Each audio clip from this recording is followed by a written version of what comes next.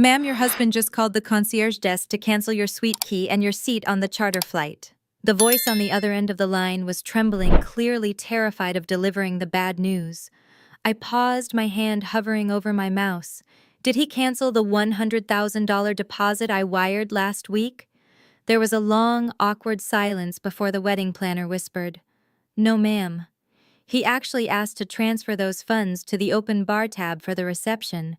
He said since you were too sick to attend, you wanted to make a contribution." I did not scream. I did not cry. I simply swiveled my leather chair around to face the floor-to-ceiling window overlooking the Manhattan skyline and smiled. My husband had just uninvited me to his own brother's wedding while keeping my money. What he did not know was that he was heading to a resort that I own. My name is Natalie, 34 years old, and for the last 5 years I have played the role of the quiet, supportive wife.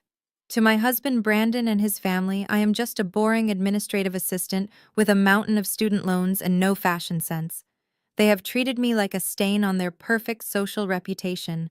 But the truth is, I am the majority shareholder and CEO of the Aurelia Collection, one of the most exclusive luxury hotel chains in the world.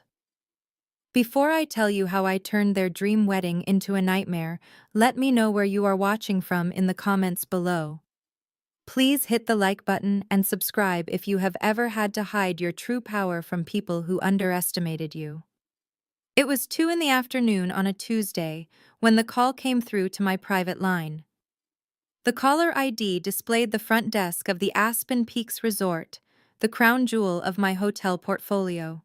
However, the wedding planner, a sweet girl named Emily, thought she was calling Mrs. Brandon Miller, the poor wife who had just been discarded. I could hear the background noise of the busy resort lobby through the phone. Emily continued, her voice shaking. "I tried to tell him that the deposit was in your name, Natalie, but he insisted. He said that as your husband he has authorization. He told us that you came down with a severe flu and did not want to infect the other guests, especially the bride Jasmine. He was very adamant that security should not let you on the property if you tried to show up for the safety of everyone else." I looked at the multiple screens on my desk. The center monitor displayed the real-time revenue stream of the Aurelia Collection. The numbers were climbing green and steady. I was not sick. I was currently closing a deal to acquire a new property in Dubai. But Brandon did not know that. To him, I was just the embarrassing spouse who did not fit in with his brother's new aristocratic in-laws. I took a deep breath, controlling the rage that threatened to make my voice shake. I needed to sound resigned, like the weak victim they thought I was. "So let me get this straight," I said calmly into the phone. "Brandon and his family are currently checking into the presidential suite. He has removed my name from the guest list, and he has reallocated my $100,000 to pay for premium champagne for Jasmine's guests." "Yes, ma'am," Emily replied, sounding like she was about to cry out of pity for me. "I am so sorry.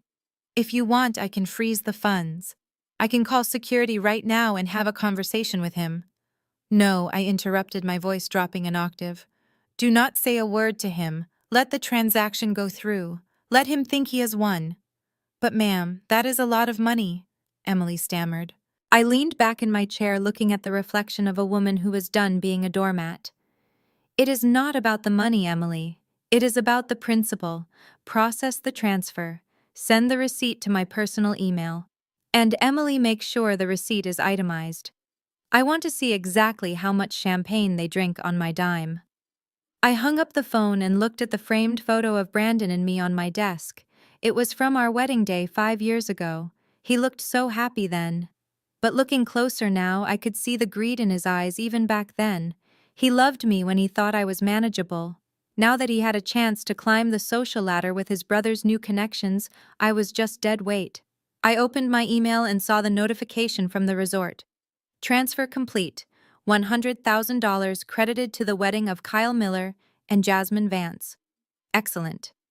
I stood up and walked to the closet in my office. Inside, instead of the gray cardigans I wore at home to appease Brandon's ego, hung a row of tailored designer suits.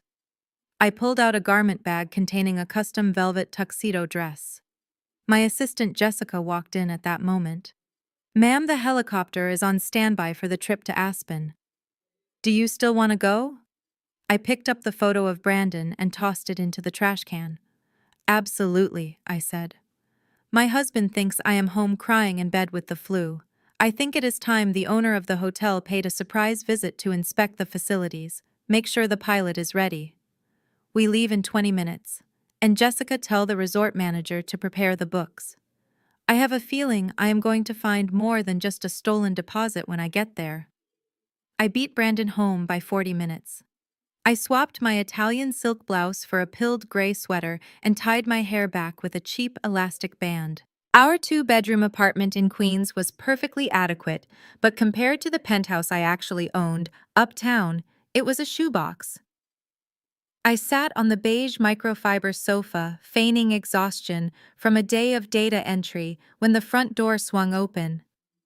Brandon breezed in, bringing a gust of cold air and the expensive scent of leather with him. He was humming a jazz tune, carrying a large garment bag emblazoned with the Tom Ford logo. "Hey, babe," he called out, dropping his keys in the bowl. He did not kiss me hello. Instead, he went straight to the full-length mirror in the hallway, unzipping the bag with the reverence usually reserved for religious artifacts. I watched him from the couch, my hands folded in my lap. "So did you get our flight confirmation?" I asked, keeping my voice steady. "I need to know what time to pack for tomorrow." Brandon froze for a split second, his back to me. Then he turned around wearing a practiced expression of regret that I had seen too many times before. He sighed heavily, scrubbing a hand over his face. "About that, Nat, I have been trying to find a way to tell you all day. Jasmine called me this morning. You know how her family is. They are basically American royalty. Old money from DC, political connections, the works. Apparently, her father's security team implemented a strict limit on the guest list last minute." I raised an eyebrow. "Security limit. For a wedding at a ski resort. It is complicated," Brandon said quickly, pulling the midnight blue tuxedo jacket out of the bag. He slipped his arms into it, adjusting the cuffs. "High-profile guests, senators, maybe even the vice president. They cannot have just anyone walking around.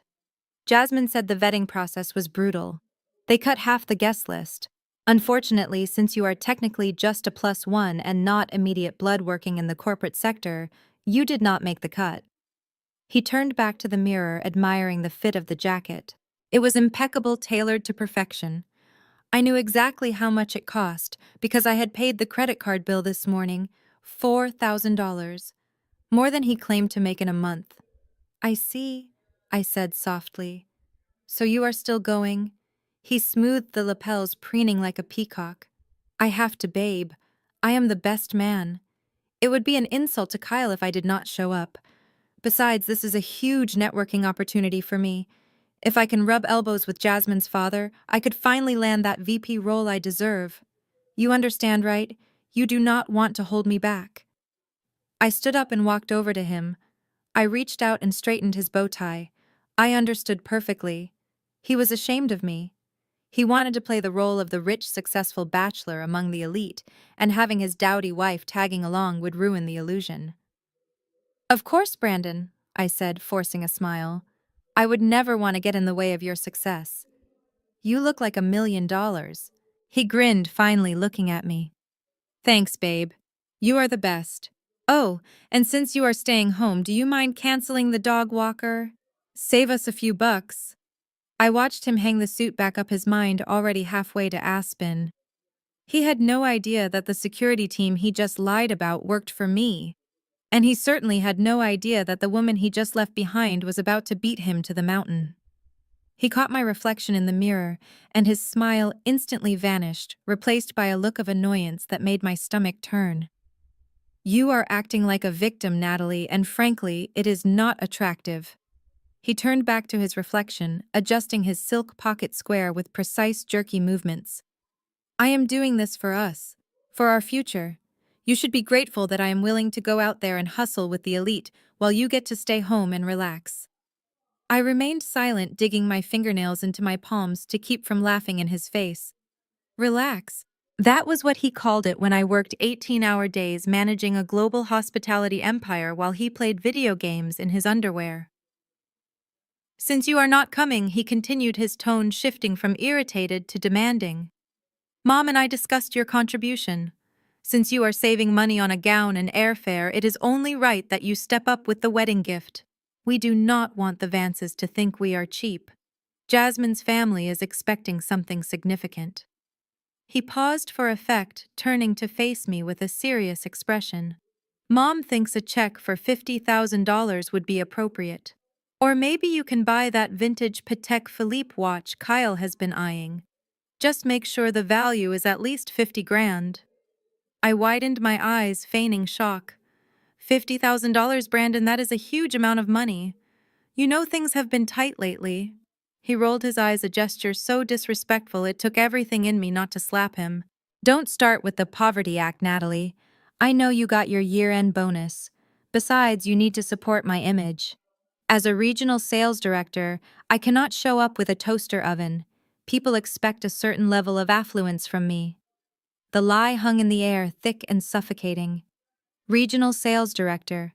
That was the title he put on his LinkedIn profile, and the title he fed his mother. The reality was far more pathetic. Brandon had been fired from his mid-level sales job 6 months ago for missing quota 3 quarters in a row. He had not worked a day since. Every morning he put on a suit, grabbed his briefcase, and went to a coffee shop to browse social media, waiting for me to leave so he could come home and sleep. I had been paying for everything. The rent on this apartment, the lease on his BMW, his credit card bills, and even the salary he claimed to be earning, which I secretly transferred into his account every 2 weeks, just to keep his fragile ego intact. I had told myself I was being a supportive wife, helping him through a rough patch. But looking at him now demanding $50,000 of my hard-earned money to impress people who despised me, I realized I had just been an enabler. He was not a partner. He was a leech. And he was bleeding me dry while convincing himself he was the provider. Fine, I said, my voice trembling with what he assumed was submission, but was actually suppressed rage. I stood up and walked over to my purse. I pulled out my heavy black Centurion card, the one I rarely used because it drew too much attention. I handed it to him. Buy the watch, Brandon. Make sure Kyle knows it is from both of us. His eyes lit up as he snatched the card from my fingers. The weight of the titanium card seemed to excite him more than my touch ever had. That is my girl, he said, finally leaning down to peck me on the cheek. It felt cold and transactional. I will make sure they know. You are doing the right thing, Nat. This is how you support a successful husband. He checked his watch, the one I had bought him for his last birthday. I have to head to the airport. Don't wait up. I will probably stay late at the welcome drinks to network with the senator. I watched him grab his suitcase and strut out the door, the credit card burning a hole in his pocket. He had no idea that he was walking into a trap. He thought he was the rich, successful director heading to a party. He did not know that the card he was holding was linked to a corporate account that I had flagged for suspicious activity just 5 minutes ago. The moment the door clicked shut, the tears I had been holding back evaporated. I walked to the window and watched him get into the Uber. Enjoy the flight, Brandon, I whispered to the empty room, because it is going to be the last comfortable ride you take for a very long time.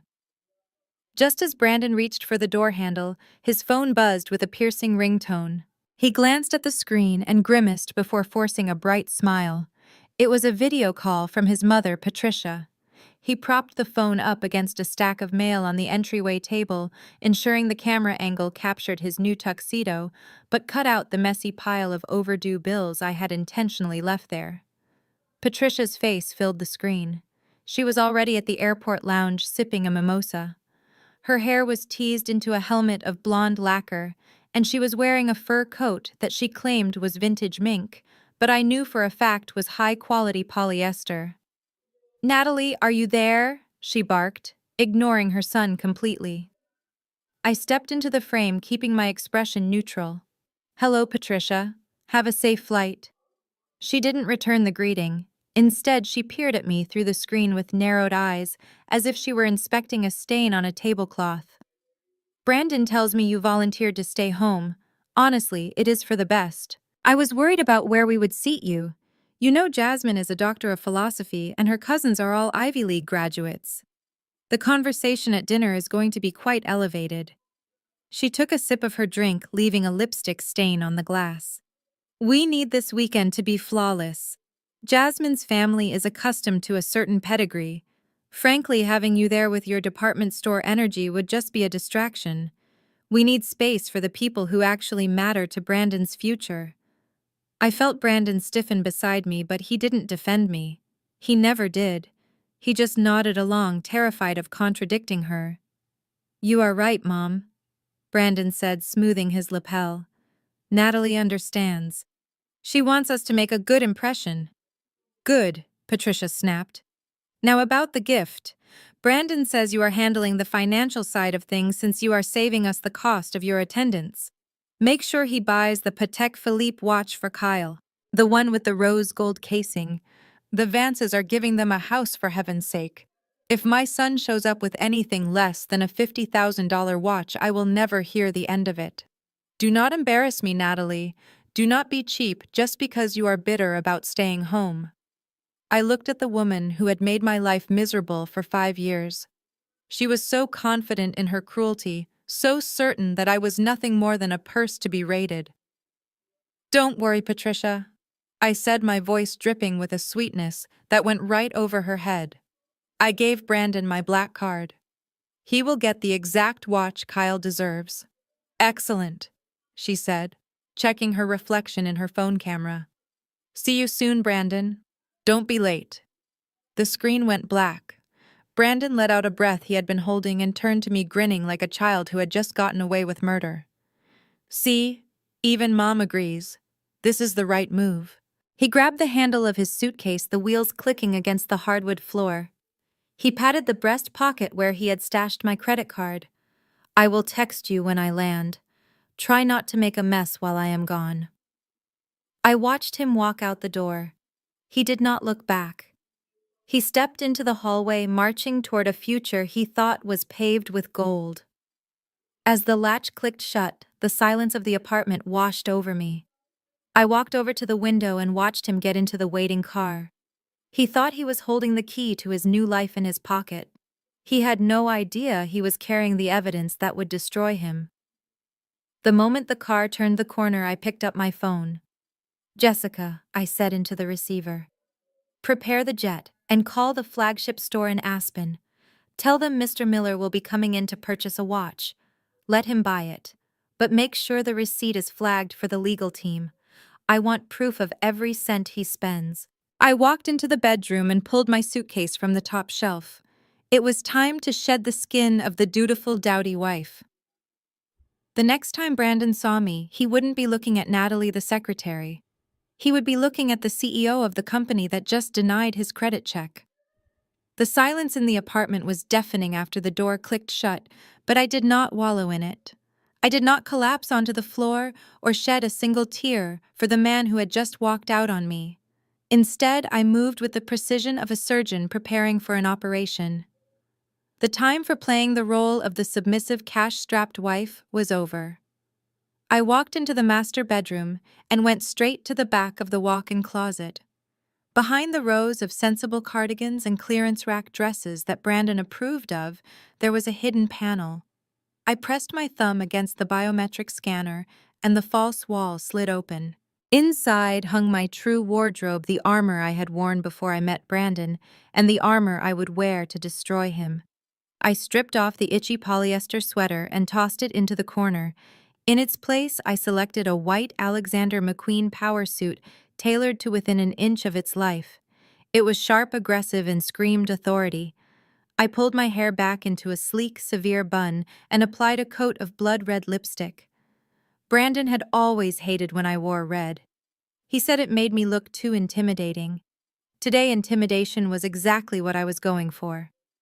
I picked up my encrypted work phone, a device Brandon had never seen, and dialed a single number. My executive assistant answered on the first ring. Jessica, tell the pilot to prep the Gulfstream. We are wheels up in 45 minutes. Yes, Ms. Vance. Destination Aspen. I replied, fastening a diamond-encrusted Cartier watch around my wrist. The same watch Brandon thought was a cheap knockoff I bought in Chinatown. And Jessica, get Marcus on the line, the general manager of the Peaks. Tell him to initiate a code red protocol. The chairwoman is coming for an unannounced inspection. I want full access to the security feeds, the financial ledgers, and specifically the billing details for the Miller wedding party. There was a pause on the line, followed by the sound of rapid typing. Understood, ma'am. Marcus will be waiting for you on the tarmac with a secure vehicle. Should I alert the board of your travel? No. This is personal business disguised as corporate oversight. Just make sure the penthouse suite is unlocked and the private elevator is overridden. I do not want to run into anyone in the lobby until I am ready. I hung up the phone and walked back into the living room. My eyes landed on the mantelpiece, where a framed photo of Brandon and me from our honeymoon sat. We were smiling on a beach in Maui, looking like the perfect couple. But now, looking at it with clear eyes, I saw the truth. I saw the way he was looking at the camera, posing, while I was looking at him with adoration. I had been an accessory to his life, a prop to make him look stable while he drained my bank accounts. I picked up the heavy silver frame. For a second, I remembered the vows we took. To love and to cherish, for richer or for poorer. He had violated every single word of that promise today. I walked to the kitchen trash can. I did not gently place the photo inside. I held it over the bin and let it drop. The glass shattered with a satisfying crash, burying our smiling faces under coffee grounds and food wrappers. Goodbye, Mrs. Brandon Miller, I said to the empty room. I grabbed my white Hermes Birkin bag, slipped on my sunglasses, and walked out the door. The elevator ride down felt different this time. I was not leaving as a rejected wife. I was descending as a CEO on a warpath. Brandon wanted a show of wealth and power at this wedding. I was going to give him one he would never forget. While my husband was busy playing the part of the high roller in his mind, his reality was currently confined to seat 42B in economy class. Brandon had booked the cheapest flight available, a red-eye with 2 layovers to pocket the difference in airfare for his own shopping spree. I could picture him now wedged between a crying toddler and a man eating a tuna sandwich, sweating through his undershirt while desperately trying to keep his new tuxedo jacket from getting wrinkled in the overhead bin. He was likely practicing his elevator pitch to the senator, unaware that the person he was sitting next to had more legroom than his entire career prospect. He told me the ticket cost $2,000, but I saw the charge on his statement. It was $300. The rest of that money was currently sitting in his secret savings account, waiting to be spent on cigars and scotch to impress people who would not even remember his name. Meanwhile, I was cruising at 45,000 feet in absolute silence, save for the soft hum of the Gulfstream engines. My flight attendant Pierre refilled my glass of 1999 Salon Cuvée, a champagne that cost more than Brandon's entire car. I adjusted the recliner of my cream-colored leather seat and opened the thick dossier my private investigator had compiled on the Vance family. Brandon had sold me on the idea that Jasmine's family was untouchable nobility. He made me feel small, like a peasant begging for scraps at their table. But the documents in my hand told a very different story. I flipped through the financial statements of Vance Global Enterprises. It was a bloodbath. Jasmine's father, Winston Vance, was not a tycoon, he was a drowning man. Their real estate holdings were leveraged to the hilt. Their primary manufacturing plant in Ohio had been shuttered quietly 3 months ago, and they were facing 3 separate lawsuits for unpaid vendor contracts. The prestigious Vance family was technically insolvent. I took a slow sip of champagne, a cold smile spreading across my face. This wedding was not just a marriage, it was a merger of survival. They were spending their last liquid assets to host this extravagant event at my resort for one reason only. They needed to project an image of success to secure a new round of angel investment. The senators, the vice president, the business moguls on the guest list, they were not there as friends, they were targets. Winston Vance was hoping to charm one of them into signing a check that would save his crumbling empire. The irony was delicious. They had banned me, the unseen owner of the venue, and potentially the only person in that zip code with enough personal wealth to write the check they so desperately needed. They treated me like a parasite, unaware that I was the only host capable of keeping them alive. I closed the folder and looked out the window as the snow-capped peaks of Aspen came into view. Brandon wanted to rub elbows with the elite. He had no idea he was walking into a den of hungry lions who were just as broke and desperate as he was. And I was about to be the zookeeper who cut the power to the cages. I had the pilot land the Gulfstream at a private airfield 10 miles away, so I could take a yellow cab to the main entrance. It was a necessary piece of theater. To catch a rat, you have to look like cheese, and today I looked like an easy target. I instructed the taxi driver to pull right up to the grand portico of the Aspen Peaks directly behind a fleet of black armored SUVs that had just deposited the Vance family. While they stepped out of their vehicles with the air of royalty, I emerged from the rattling cab wearing a simple wool coat and carrying a generic roller bag. I spotted Brandon immediately. He was standing near the valet stand, laughing too loudly at something Jasmine's father had said, his posture stiff with the effort of trying to belong. He looked the part of the successful executive, but I could see the sweat beading on his forehead despite the freezing temperature. When his eyes swept the driveway and landed on me, his laughter died instantly. The blood drained from his face, leaving him looking pale and sick. He muttered a quick excuse to the group and marched toward me, his expensive loafers crunching aggressively on the snow. He did not greet me. He grabbed my upper arm, his fingers digging into the fabric of my coat, and forcefully hauled me behind a massive stone pillar out of sight of the main entrance. "Are you insane?" he hissed, his voice tight with panic. "I told you explicitly that there is no room for you here. What part of stay home did you not understand? You are going to ruin everything." I pulled my arm from his grip, feigning innocence.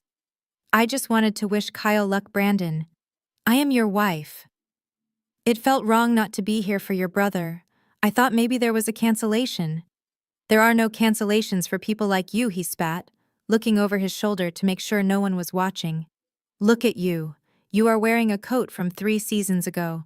I am finally making headway with Winston Vance. If he sees my wife looking like a lost tourist, my credibility is shot. You need to get back in that taxi and disappear. Now." Before I could respond, the click of high heels on the pavement announced a new arrival. I looked up to see Jasmine Vance gliding toward us. She was wrapped in a floor-length white fox fur coat, looking every bit the heiress she pretended to be. She ignored Brandon completely and fixed her gaze on me. Her expression was one of pure amusement mixed with a healthy dose of disdain. "Oh, hello, Natalie," she drawled, her voice smooth and cold. She looked me up and down, her eyes lingering mockingly on my scuffed boots. "I must say I am a bit confused. I reviewed the staffing roster with the agency this morning. Are you here to pick up a shift? We are short a few maids for the evening turn-down service, and I know things must be tight for you if you flew all the way here uninvited." Brandon let out a nervous, sycophantic laugh. "Good one, Jazz. She was just leaving." She got confused about the dates. I looked at Jasmine, really looked at her. Beneath the fur and the layers of professional makeup, I saw the tension in her jaw. She was terrified that something would crack the perfect veneer of this weekend. She needed this wedding to be flawless because her family needed investors. "I am not here to clean, Jasmine," I said, keeping my voice level. "I am just here to check in." "Check in." She laughed, a sharp, cruel sound that echoed off the stone walls. "Honey, the only thing you could afford to check into around here is the staff dormitory in the basement. Security." She raised a gloved hand, signaling for the head of resort security who was standing by the door. Brandon looked at me with a mixture of triumph and relief. "Go home, Natalie," he whispered, "before you get thrown out." I watched the security guard approach. It was Michael, a man I had hired 4 years ago. He looked from Jasmine to me, his eyes widening slightly as he recognized the woman in the cheap wool coat. I gave him a microscopic shake of my head, a silent command to play along. I will leave the lobby, I said, picking up my bag. But I think you will find that getting rid of me is not going to be as easy as you think. Jasmine rolled her eyes and turned back to the warmth of the hotel, hooking her arm through Brandon's. Come on, Brandon. Let's not let the riffraff spoil the mood. We have a gala to attend. I watched them walk away, my husband and the woman who was helping him spend my money. They thought they had won. They thought they had shamed me into submission. They had no idea that while they were walking into a party, I was walking into the control room to shut it down. I did not have to wait long for the second wave of the attack. Before the automatic doors could even close behind Brandon and Jasmine, my mother-in-law Patricia marched out. She was struggling with 3 Louis Vuitton suitcases that I knew she had bought on a payment plan, refusing the help of the valet, because she was too paranoid about tipping. When she looked up and saw me standing by the pillar, she dropped one of the bags with a clatter. For a moment I thought she was going to scream. Her face went through a rapid series of contortions, from shock to anger, and finally settled on a sneer of opportunistic calculation. She left her luggage in the middle of the driveway and stomped over to me, her fake diamond earrings swinging violently. I expected you to have more shame, Natalie, she hissed, looking around to make sure none of the VIP guests were witnessing this family reunion. We told you explicitly to stay in Queens. Do you have any idea how bad this looks for us? Brandon is inside trying to charm the vice president of sales, and you are out here looking like a stray dog sniffing for scraps. I adjusted my coat, keeping my expression impassive. I just wanted to be here for family, Patricia. Family, she scoffed. You are a liability. But since you are already here, and clearly desperate for attention, you might as well make yourself useful. God knows you have never contributed anything else to this family. She dug into her oversized purse and fished out a plastic keycard. She shoved it into my chest, forcing me to grab it before it fell into the snow. Jasmine is in a panic, Patricia said, checking her reflection in the window of a parked car. Her personal assistant claimed she had food poisoning and is stuck in the bathroom. Useless girl. But Jasmine needs her rehearsal dinner dress prepped immediately. It is in room 304. Go up there and steam it. And I am warning you, Natalie. That gown is vintage silk and costs $10,000. If you scorch it, selling that pathetic apartment of yours would not even cover the sales tax. I looked down at the keycard in my hand. Room 304. It was one of the executive suites directly adjacent to the bridal suite. It was the perfect vantage point. Patricia snapped her fingers in front of my face. Are you deaf? I said. Get moving. Use the service elevator so the guests do not see you. And when you are done, stay in the room until I tell you to leave. I do not want you wandering around the resort depressing people with your poverty. I looked up at her and offered a small, tight smile. It was the smile of a wolf watching a sheep give it directions to the barn. Of course, Patricia, I said, my voice smooth. I would be happy to help. I will take very good care of Jasmine's dress.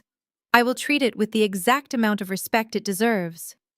Good, she grunted, turning back to her luggage. At least you are finally learning your place. Now grab these bags and bring them to the lobby before you go up.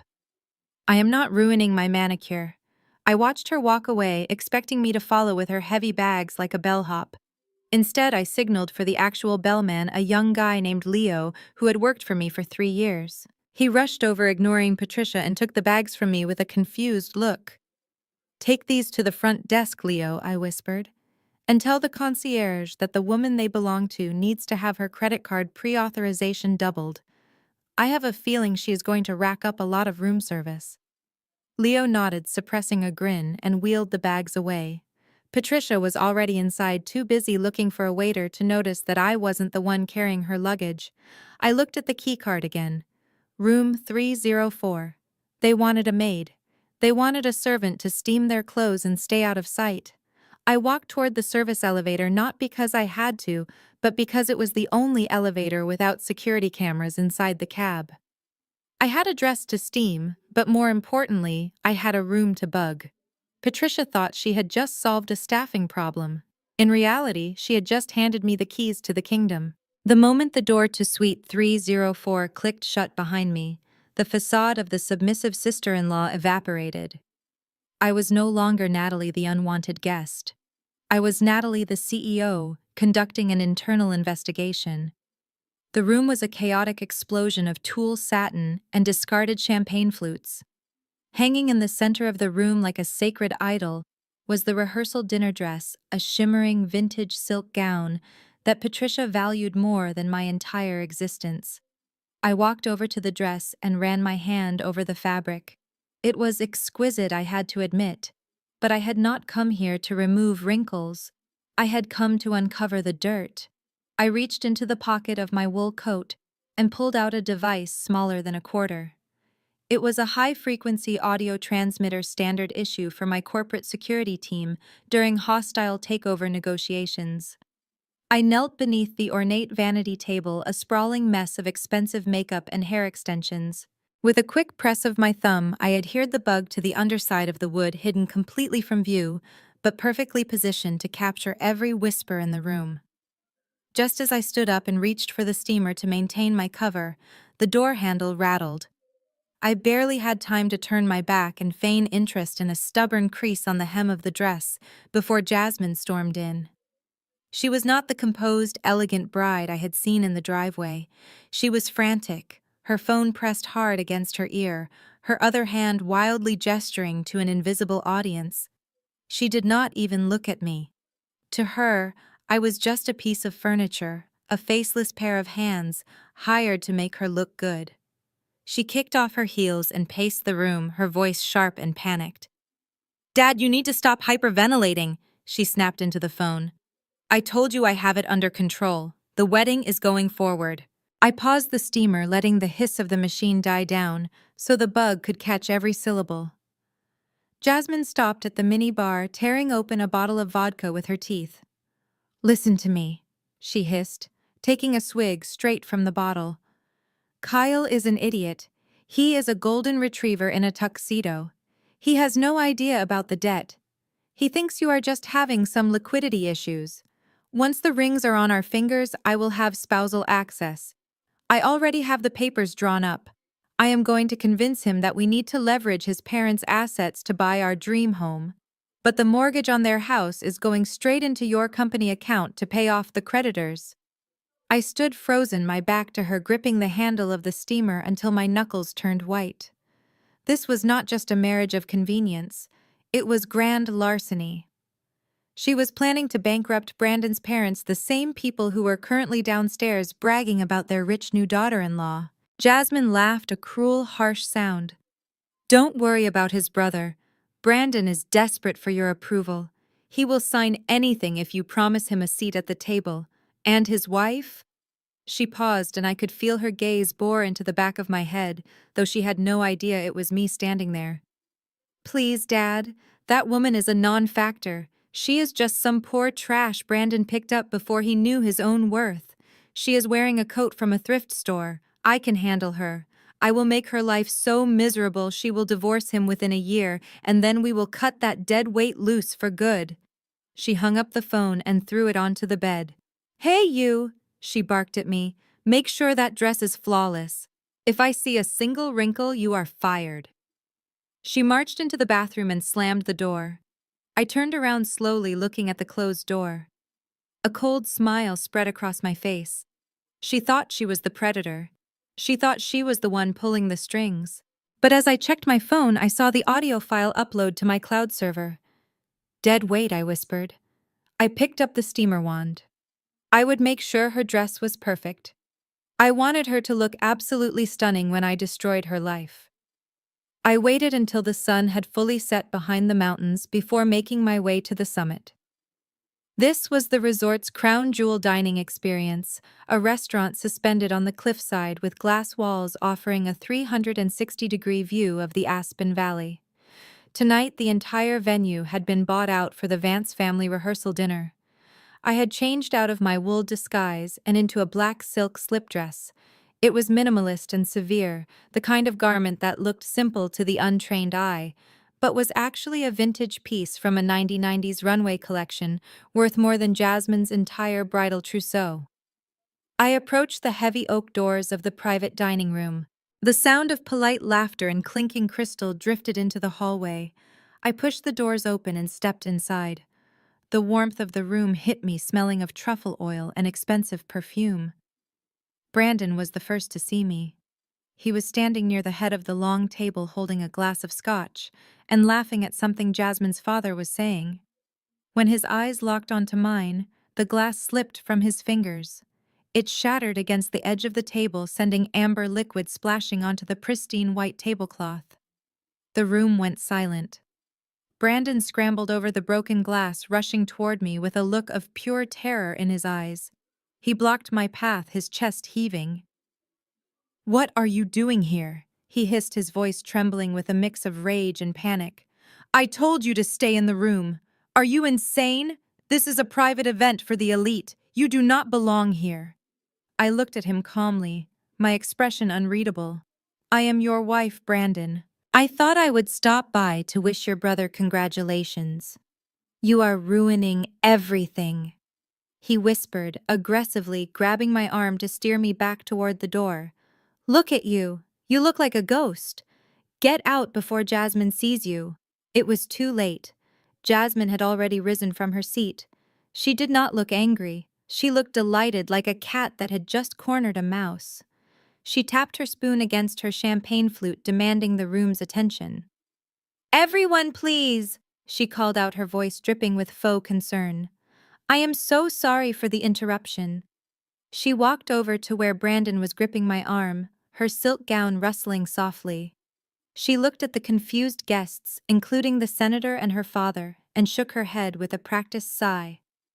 "I apologize, everyone. This is Natalie. She is a former domestic worker for Brandon's family." A ripple of shocked whispers went through the room. I felt the blood rush to my face, not from shame, but from the sheer audacity of the lie. Jasmine continued, placing a sympathetic hand on Brandon's shoulder. "Poor thing has been having a very difficult time lately. She developed quite an unhealthy fixation on Brandon after he let her go. She tends to follow us around. It is a severe mental health issue, really. We have tried to get her help, but she refuses to take her medication." The guests looked at me with horror. I saw Mrs. Vance clutch her pearls. Jasmine's father looked at Brandon with grave concern. "Son, you really should get a restraining order," Mr. Vance boomed from the table. "Stalkers can be dangerous." Brandon nodded vigorously, throwing me under the bus without a second thought to save his own skin. "I know, sir. I am trying. She just will not leave us alone." Jasmine smiled at me, a cold, predatory smile that did not reach her eyes. "Security," she called out to the guards standing by the entrance. "Can someone please escort this woman back to the staff quarters in the basement? She is disturbing the guests." I looked at my husband. He refused to meet my gaze, staring at the floor as if wishing he could disappear. They had stripped me of my dignity, my identity, and my sanity in front of the very people they were trying to impress. They thought they were discarding a piece of trash. I pulled my arm free from Brandon's grip. I did not scream. I did not fight. I simply smoothed the fabric of my dress. "I will leave," I said, my voice steady and clear in the silent room. "Enjoy your dinner. It is the most expensive meal you will ever eat." I turned on my heel and walked out. As the doors closed behind me, I heard the laughter resume. They thought the problem was solved. They had no idea that while they were eating my food and drinking my wine, I was heading to the control room to pull the plug on their entire existence. I stopped with my hand on the cold brass handle of the exit doors. The sound of their laughter, specifically Jasmine's triumphant cackle, acted like a physical tether pulling me back.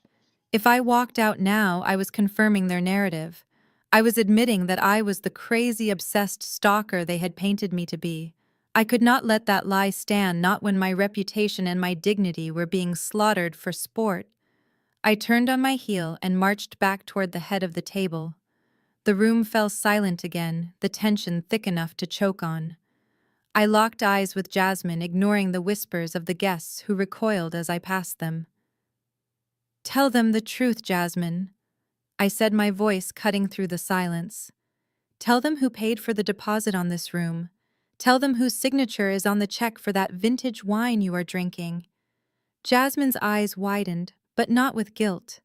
She saw an opportunity. She let out a theatrically terrified gasp and stumbled backward, knocking into a waiter. "Oh my God," she shrieked, clutching her chest. "She is aggressive. Brandon, do something. She is going to hurt me." It was a performance worthy of an Academy Award. She shrank back, as if I were wielding a weapon, despite me standing 5 feet away with my empty hands at my sides. But the crowd bought it. They saw a frantic bride and a deranged intruder. Brandon did not hesitate. He saw a chance to be the hero to defend the honor of the woman who held the keys to his imaginary future. He lunged at me. "Get away from her," he roared. He did not just block my path, he shoved me. It was a hard, violent push to my chest, fueled by his desperation and adrenaline. I was wearing heels and the marble floor was slick. I lost my balance instantly. I stumbled backward, my arms flailing for purchase, but there was nothing to grab. I fell hard, crashing directly into the 6-foot champagne tower that had been set up behind me. The sound was deafening. Hundreds of crystal flutes shattered simultaneously, a cacophony of breaking glass that echoed off the vaulted ceiling. I hit the floor with a sickening thud, buried under an avalanche of jagged shards and sticky, expensive champagne. For a moment, the room was dead silent. I lay there stunned, the wind knocked out of me. Then the pain registered. A sharp, stinging sensation sliced across my palm. I looked down to see a jagged piece of crystal embedded in my hand, blood welling up and mixing with the golden liquid pooling around me. He pushed me. I whispered more to myself than anyone else. But no one was looking at Brandon. They were looking at me with absolute revulsion. To them, I was not a victim of domestic violence. I was a chaotic force of destruction who had just ruined a beautiful centerpiece. "My God, look what she did, Mrs. Vance cried out, covering her mouth. "She is completely unstable." 2 security guards burst into the room. They were not my usual team. They were contract hires for the event, large men who saw only a disruption that needed to be neutralized. They did not see the owner of the hotel. They saw a woman covered in alcohol and blood, surrounded by broken glass. "Ma'am, stay down," one of them shouted, rushing toward me. They grabbed me by the arms, hauling me up roughly. The movement sent a fresh wave of pain through my cut hand, but they did not care. They dragged me away from the table like a sack of garbage.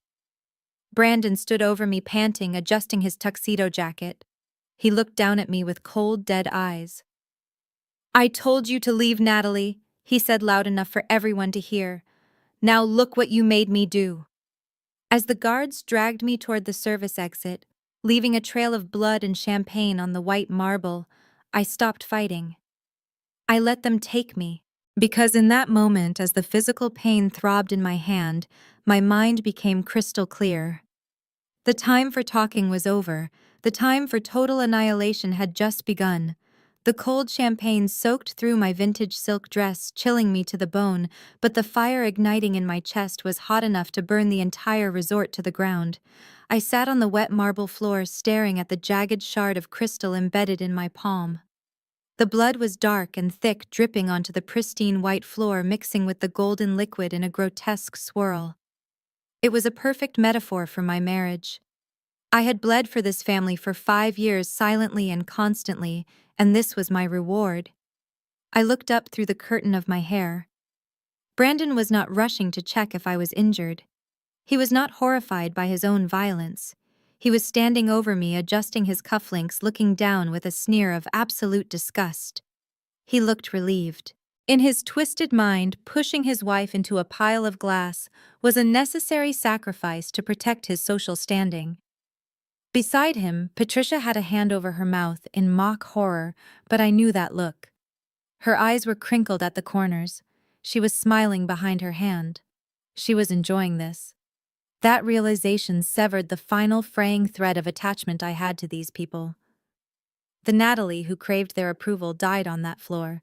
The woman who stood up was someone else entirely. The security guard, a burly man who had no idea he was manhandling the woman who signed his paycheck, tightened his grip on my bicep.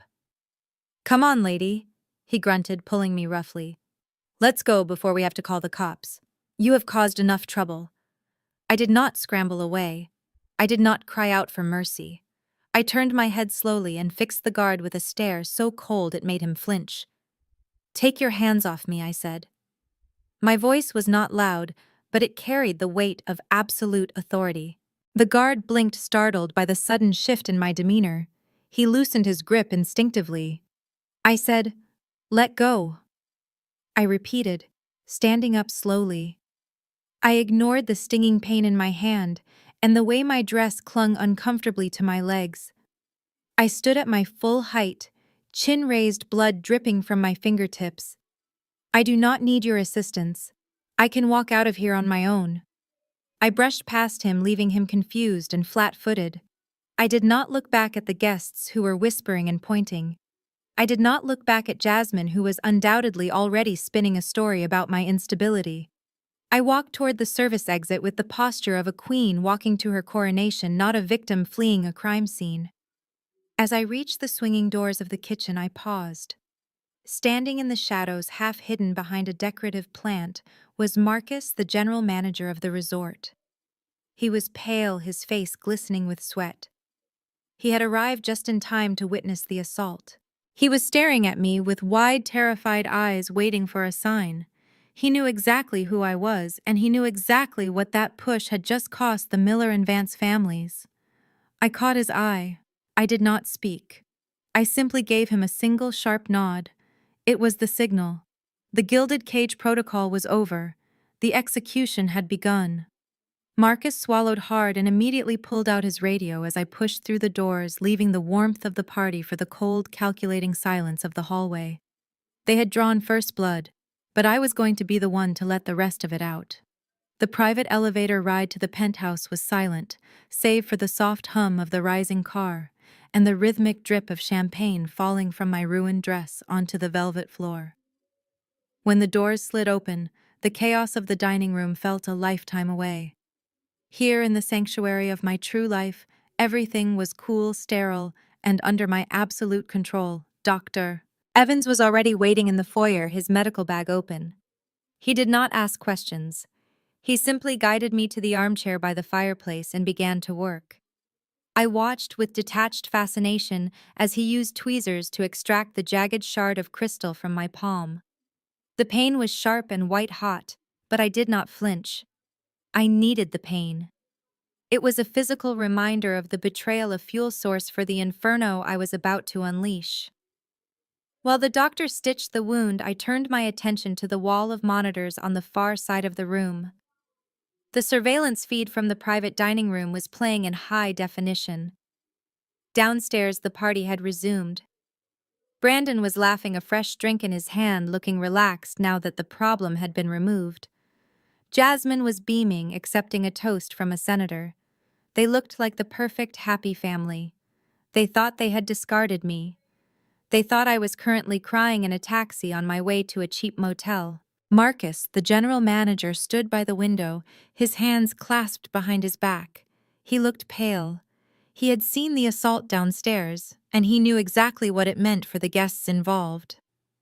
I stood up as Dr. Evans finished wrapping my hand in white gauze. I walked over to the desk and pressed the intercom button that connected to the main server room. "Jessica," I said, my voice calm and deadly level. "We are moving to the next phase. Initiate Protocol Omega." Marcus stiffened. He knew what that meant. It was the nuclear option reserved for blacklisted guests who posed a severe threat to the property. I turned to Marcus. "Effective immediately, the Miller and Vance party is no longer classified as VIP. Strip their profiles, revoke their access to the executive lounge, cancel the complimentary spa treatments scheduled for the bridal party, and the open bar. Shut it down." But Ma'am Marcus hesitated, glancing at the screen where the guests were currently ordering vintage Dom Perignon by the case. The reception is in full swing. If we cut them off now, it will cause a scene. Let it cause a scene, I replied. But we will be generous. Let them finish tonight, thinking they got away with it. But the moment the clock strikes 6 tomorrow morning, the fantasy ends. I walked to the monitor and tapped the glass right over Brandon's smiling face. At 600 hours, I want every single room key associated with this wedding party deactivated. I want their credit lines frozen.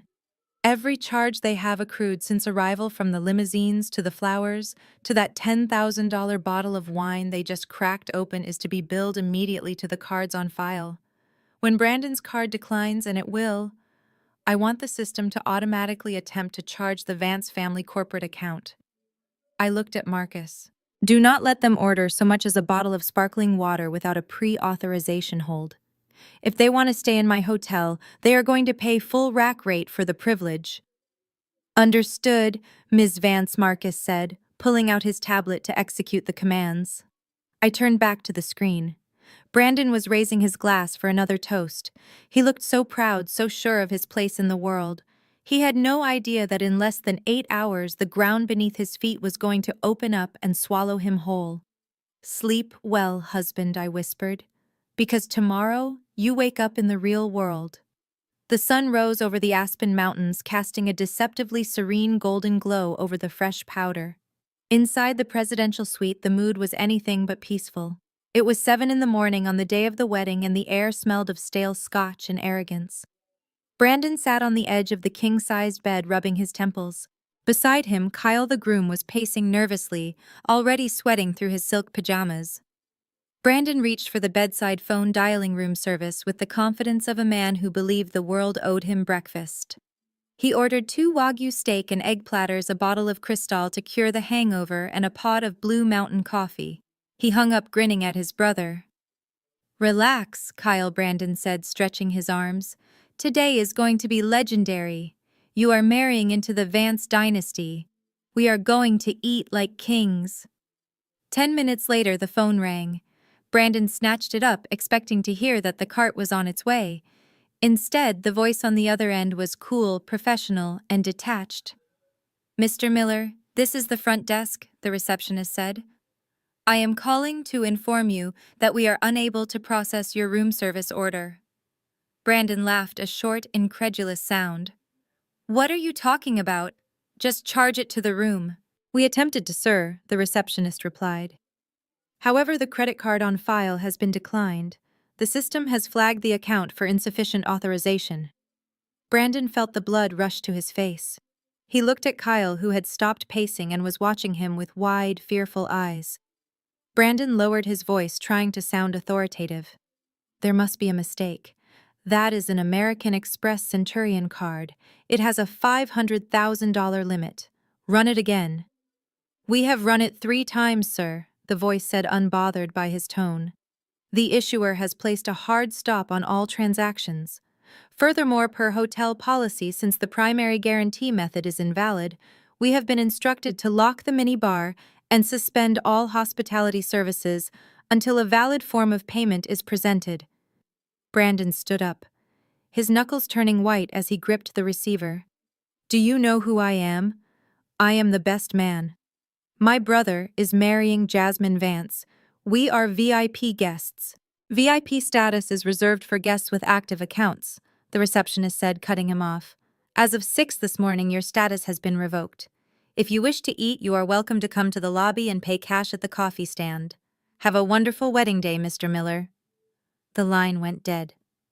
Brandon stared at the phone in disbelief.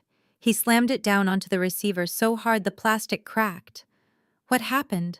Kyle asked, his voice trembling. Is everything okay? Brandon turned to his brother, forcing a smile that looked more like a grimace. It is just a glitch, Kyle. Probably a security fraud alert because I spent so much yesterday. I will call the bank. Do not worry about it.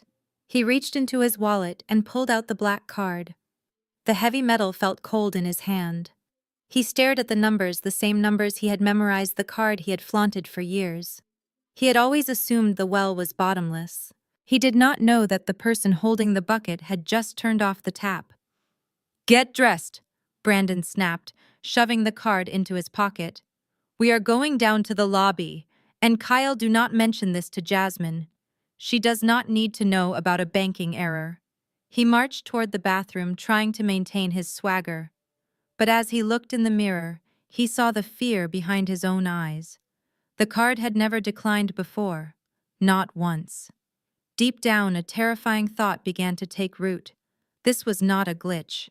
This was a message, and he had a sinking feeling he knew exactly who had sent it. While Brandon was hyperventilating over a room service bill upstairs, Jasmine and Patricia were making their grand entrance at the Aurelia Spa. This was a sanctuary of silence and lavender, a world-class facility where a 60-minute facial cost more than my first car. They swept through the glass doors wearing plush white robes demanding immediate attention. They looked like royalty, or at least what they imagined royalty looked like. Jasmine was already complaining about the temperature of the herbal tea in the waiting area, blissfully unaware that her reign of terror had expired exactly 1 hour ago. The spa director, a woman named Elena, who had received my direct orders at 6:15 that morning, did not smile. She stood behind the white marble counter like a gatekeeper to the underworld. When Jasmine approached expecting to be whisked away for her diamond peel treatment, Elena held up a hand. "I am sorry, Ms. Vance," Elena said, her voice projecting clearly across the quiet lobby. "We cannot accommodate you today. Or ever." Jasmine froze her hand halfway to the tray of cucumber water. She let out a sharp, incredulous laugh. "Excuse me, I am the bride. I have the platinum bridal package reserved. My mother and I have appointments starting right now. Stop wasting my time and get the masseuse." Elena did not flinch. She tapped the computer screen, turning it slightly so Jasmine could see the flashing red banner across her profile. "Your reservation was cancelled automatically by our central system," Elena explained, her tone icy and professional. "Your name has been flagged for credit insolvency and placed on the Aurelia Global Blacklist. We do not provide services to high-risk individuals with a history of payment default." The silence that followed was absolute. The spa lobby was filled with the wives of senators and CEOs, the very people Jasmine was desperate to impress. At the mention of the words, credit insolvency, every head turned. A senator's wife who was waiting for her massage lowered her magazine and stared at Jasmine with open curiosity. Jasmine turned a shade of violent crimson that clashed horribly with her white robe. She looked around, realizing she was being watched. The humiliation hit her like a physical blow. "This is a lie," she screamed, slamming her hand onto the marble counter. "My credit is perfect. Do you know who I am? My father is a personal friend of the owner." Patricia stepped forward, trying to salvage the situation, but she only made it worse. "There must be a mistake with the card machine. Just put it on my son's tab. Brandon Miller in the presidential suite." Elena shook her head slowly. "Mr. Miller's tab has also been frozen due to suspected fraud. We have been instructed to deny service to your entire party. If you do not leave the premises immediately, I will call security to have you removed for trespassing." Jasmine looked like she was going to explode. Her chest heaved, and veins popped out on her forehead. She pointed a trembling finger at Elena. "I will sue you!" she shrieked, her voice cracking. "I will sue this entire resort into the ground. I will have your job. You are refusing service to the Vance family. Do you have any idea the mistake you are making?" Security was already moving in. Two guards, looking far less polite than the reception staff, stepped between the women and the counter. Jasmine was hysterical, screaming about lawsuits and discrimination, while Patricia tried to hide her face behind a potted fern to avoid being recognized by the other guests. They were not escorted to a treatment room. They were escorted to the exit. Their relaxation day turned into a public execution of their social status. As the glass doors closed behind them, shutting out Jasmine's screams, the spa returned to its peaceful silence. They had come for a makeover, but they left with something far more permanent, a ruined reputation. Brandon stood in the middle of the crowded lobby holding a lukewarm latte that he could not pay for. The barista had just politely informed him that his card was declined for the third time in an hour. He tossed the cup into a trash bin, sending a spray of foam onto the carpet, and stormed toward a secluded alcove near the elevators. His hands were shaking not from caffeine, but from a potent cocktail of humiliation and rage. It finally clicked in his slow-moving brain. This was not a bank error. This was not a system glitch. This was Natalie. He paced back and forth, muttering to himself like a madman, ignoring the curious glances from the other guests. He was convinced that I was sitting in some cheap motel room down the road, hunched over a laptop, frantically reporting the cards as lost or stolen just to spite him. In his mind, this was the petty act of a jealous woman who could not stand to see her husband succeed without her. He did not see a titan of industry cutting his lifeline. He saw a desperate housewife pulling the plug on the internet router to get attention. He pulled his phone out and dialed my number. It rang once, twice, 3 times. Then it went to voicemail. He hung up and dialed again immediately. He did this 5 times in a row, his face turning a blotchy shade of red. When I still refused to answer, he snapped. He held the phone up to his mouth like a walkie-talkie, not caring who heard him screaming in the hotel lobby. "Natalie, stop playing games," he shouted into the receiver, his voice echoing off the marble walls. "I know what you are doing. You froze the accounts because you are jealous that I am here with high society while you are nothing. You think this is funny. You think cutting off my funds is going to teach me a lesson." He paused to take a breath, his eyes darting around the lobby, searching for my face in the crowd. He fully expected me to be lurking behind a potted plant, watching him squirm. He began to march through the ground floor, checking the seating areas, the library, and even peering into the women's restroom. He looked unhinged, his tuxedo shirt from the night before unbuttoned at the collar, his hair disheveled. "I am giving you 5 minutes," he continued, leaving a voicemail that would later become a key piece of evidence in court. "5 minutes to call the bank and authorize these charges. If you do not unlock that card, I am done. Do you hear me? I will file for divorce the second I get back to New York. You are ruining the most important day of my family's life because you are insecure and selfish. Fix this now or do not bother coming home." He ended the call and shoved the phone into his pocket. He stood in the center of the atrium, breathing hard. He had searched the entire lower level and found no trace of me. Panic began to bleed into his anger. If he could not find me, he could not force me to fix it. And if he could not fix it, he had no way to pay for the wedding gifts, the tips, or even his own ride to the airport. He ran a hand through his hair, realizing he had one last place to check. He remembered the bellman mentioning something about the upper floors. He did not know which room I was in, but he knew he would tear this hotel apart, door by door, until he found me. He marched toward the elevators, blissfully unaware that he was not the hunter in this scenario. He was the prey, walking voluntarily into the lion's den.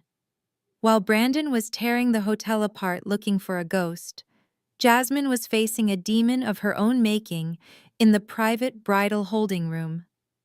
Her father, Winston Vance, had just arrived from the airport, and he did not look like a proud father of the bride. He looked like a man standing on the edge of a cliff. He paced the small room, ignoring the tray of stale pastries, his face flushed with a dangerous shade of purple. "Where is Marcus?" Winston barked, turning on his daughter. "I was told the general manager would be here to greet me personally. I have been standing in this lobby for 15 minutes like a common tourist. Do you have any idea how disrespectful this is?"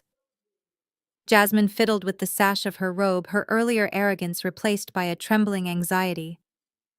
"There is just a small mix-up with the staffing, Dad. I am sure he is on his way. The service here has been a little spotty all morning."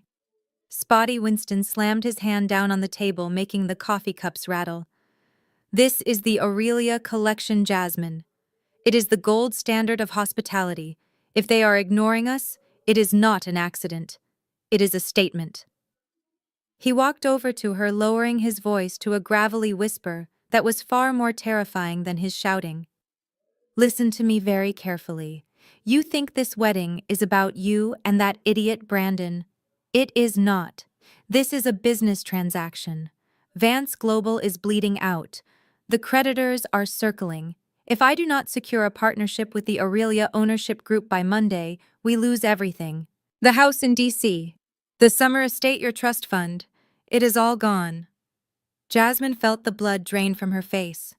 She had known things were tight, but she had no idea they were destitute. I pulled every string I had to get this wedding hosted here. Winston continued, his eyes boring into hers. The elusive chairwoman of Aurelia is rumored to be on the property today. I need 5 minutes with her. Just 5 minutes to convince her to buy our debt. So you better pray that the staff is treating us like royalty, because if we look weak, or if we look like we do not belong, she will smell blood and walk away. Jasmine swallowed hard, a lump forming in her throat the size of a golf ball. She thought about the scene at the spa just 30 minutes ago. She thought about how she had screamed at the spa director. She thought about how she had threatened to sue the resort and get the staff fired. And she thought about the maid she had publicly humiliated at dinner last night. "Dad," she whispered, her voice barely audible. What if there was a misunderstanding with the staff earlier?" Winston stopped pacing. He looked at her with narrow, suspicious eyes. "What did you do, Jasmine?" "Nothing," she lied, quickly, terrified of his reaction. "Just, the spa reservation was cancelled. I might have raised my voice." "Fix it," Winston hissed, grabbing his jacket. "Go find the general manager. Apologize. Bribe him. I do not care. Just make sure that when I walk into that reception, I am treated like the partner they want to be in business with. Do not do anything stupid, Jasmine. Our lives depend on it."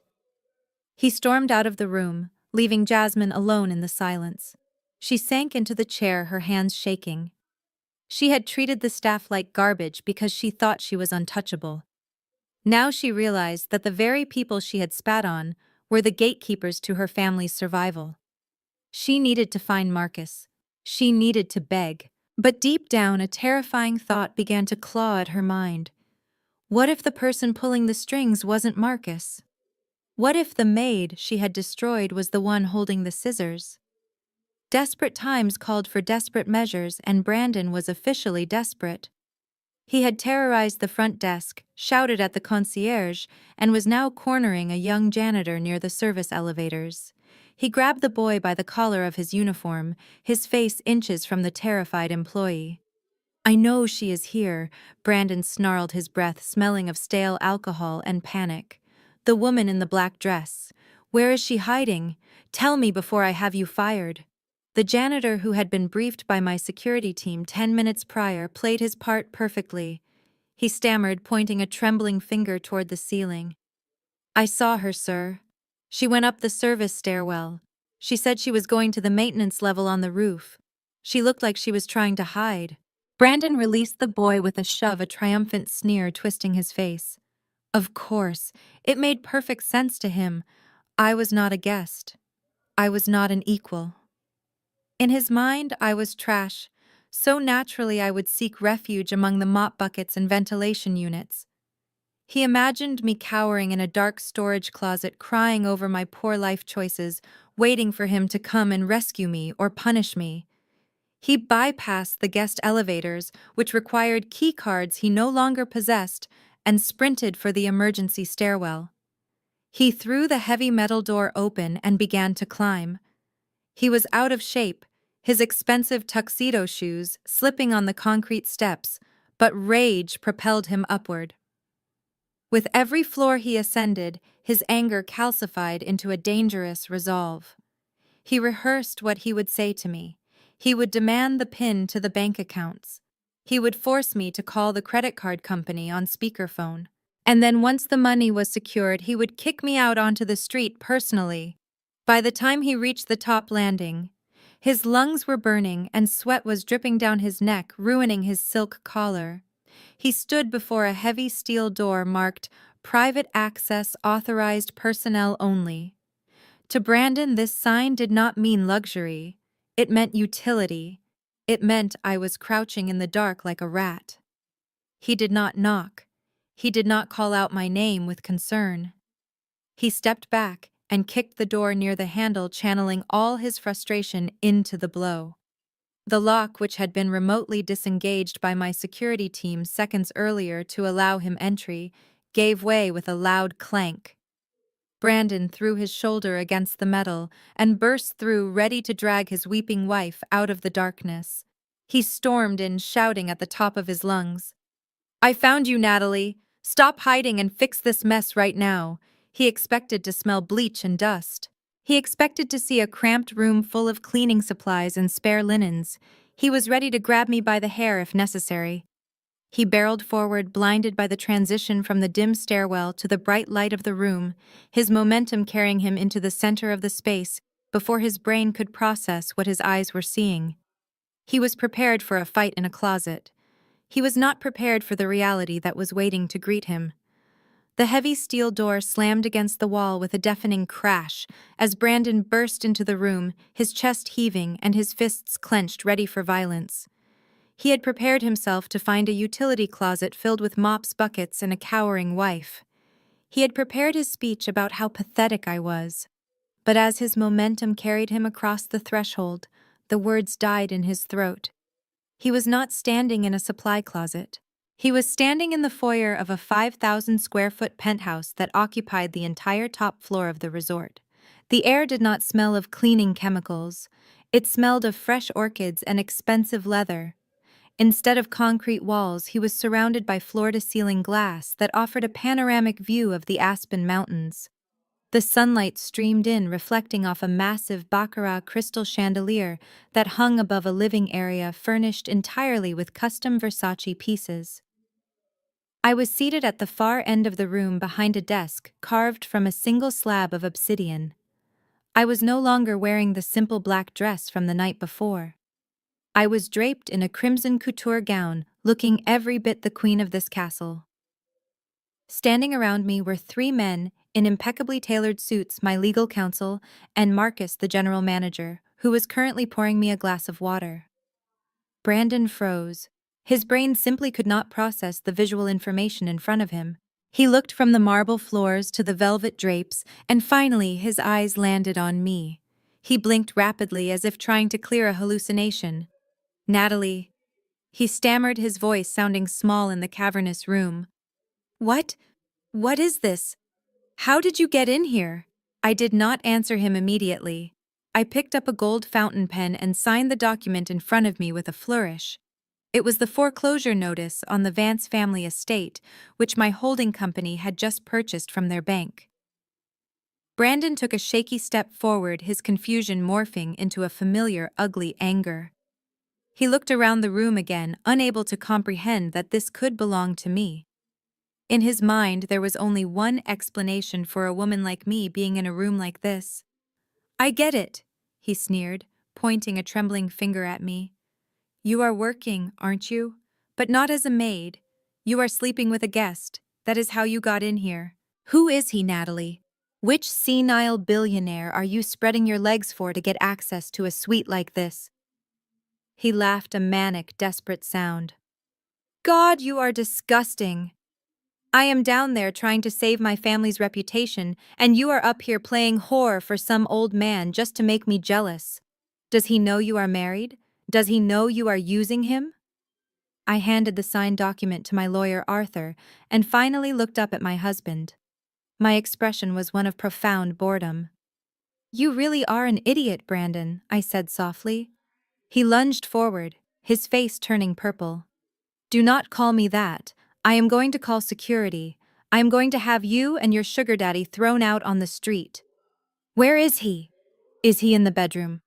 Arthur stepped forward, blocking Brandon's path with the calm authority of a man who charged $2,000 an hour. "Mr. Miller," Arthur said, his voice cutting through Brandon's hysteria like a knife, "I strongly suggest you lower your voice.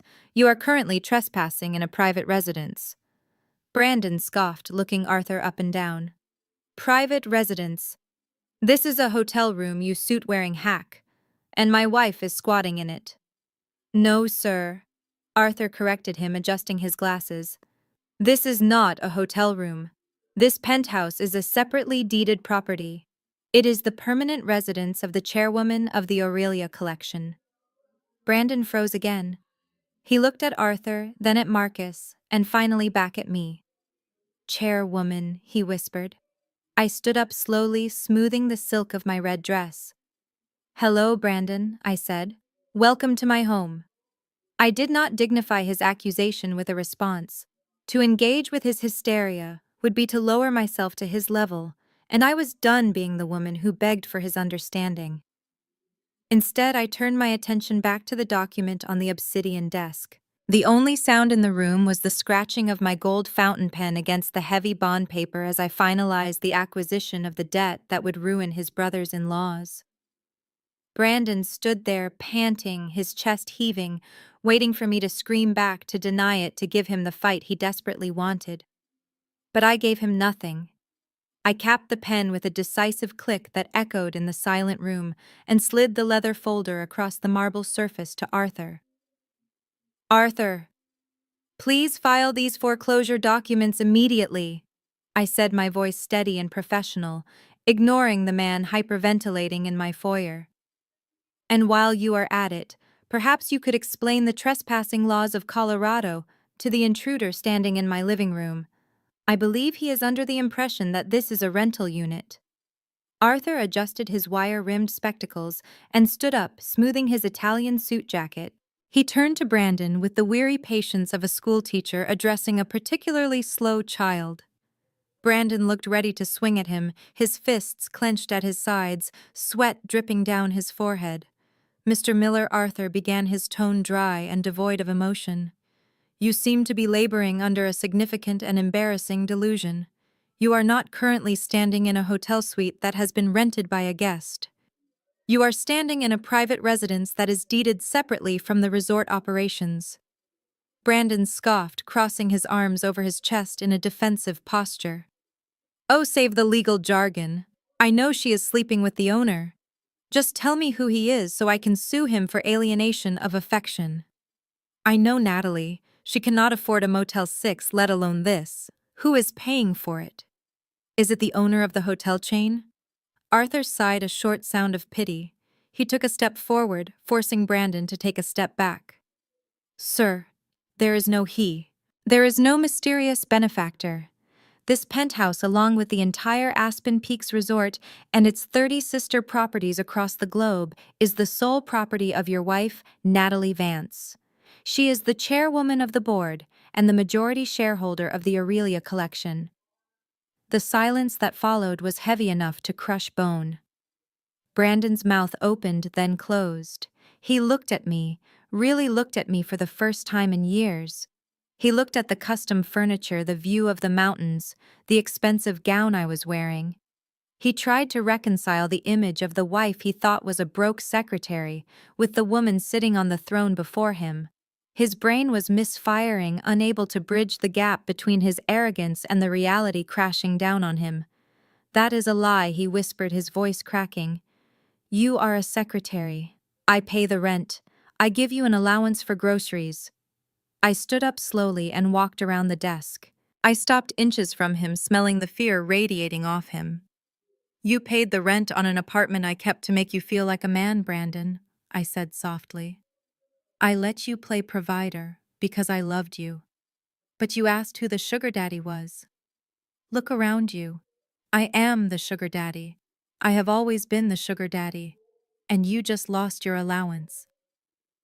The sound that erupted from Brandon's throat was not human. It was a jagged, hysterical bark of laughter that bounced off the glass walls of the penthouse. He clutched his stomach, doubling over as if the lawyer had just told the world's funniest joke. He looked from Arthur to Marcus, shaking his head with tears of mirth streaming down his face. He pointed a trembling finger at me, his eyes wide with the manic gleam of a man whose reality had just snapped in half. You almost had me, he wheezed, wiping his eyes. For a second I actually thought you were serious. Chairwoman Natalie, look at her. She clips coupons for laundry detergent. She cried last month because we went over budget on the electric bill. She is a glorified secretary who brings home $3,000 a month after taxes. He straightened up, his laughter dying down into a sneer of pure condescension. He walked toward Marcus, getting right in the general manager's face. You guys are being played. I do not know what kind of con she is running or what she promised you, but she is broke. She has nothing. She is a tick that has been living off my potential for 5 years. If you think she is going to pay you for this suite, you are deluded. I did not speak. I simply nodded at Marcus. The general manager stepped back, pulled a remote from his pocket and pointed it at the massive 80-inch screen mounted on the far wall. The screen flickered to life, displaying a high-definition scan of a legal document. Brandon turned to look, his smirk still in place. But as his eyes scanned the text, the smirk faltered. Then it vanished. Finally, his jaw went slack. It was a last will and testament dated 10 years ago. At the top in bold Gothic script was the name of the testator, Eleanor St. James. Brandon's breath hitched. Everyone knew that name. Eleanor St. James was a real estate tycoon, a recluse billionaire who had owned half of Manhattan before she died. She was a legend. That is my grandmother Brandon, I said, my voice cutting through the silence. The screen changed. It showed a corporate organizational chart. At the very top, above the board of directors, above the CEO, was a single entity, the St. James Trust. And drawing a line down from that trust, the sole beneficiary and executor was listed in clear, undeniable print. Natalie St. James, now legally known as Natalie Miller. Brandon read the numbers next to my name. Net worth. Assets under management. The numbers had so many zeros they seemed to run off the edge of the screen. No, he whispered, backing away from the TV as if it were radioactive. This is fake. You told me your parents were dead. You told me you had no family. My parents are dead, I replied, standing up and walking toward him. My grandmother raised me. She taught me that wealth screams but power whispers. She taught me to find a man who loved me for me, not for my inheritance. So I hid it. I pretended to be poor to see if you were real. I stopped right in front of him.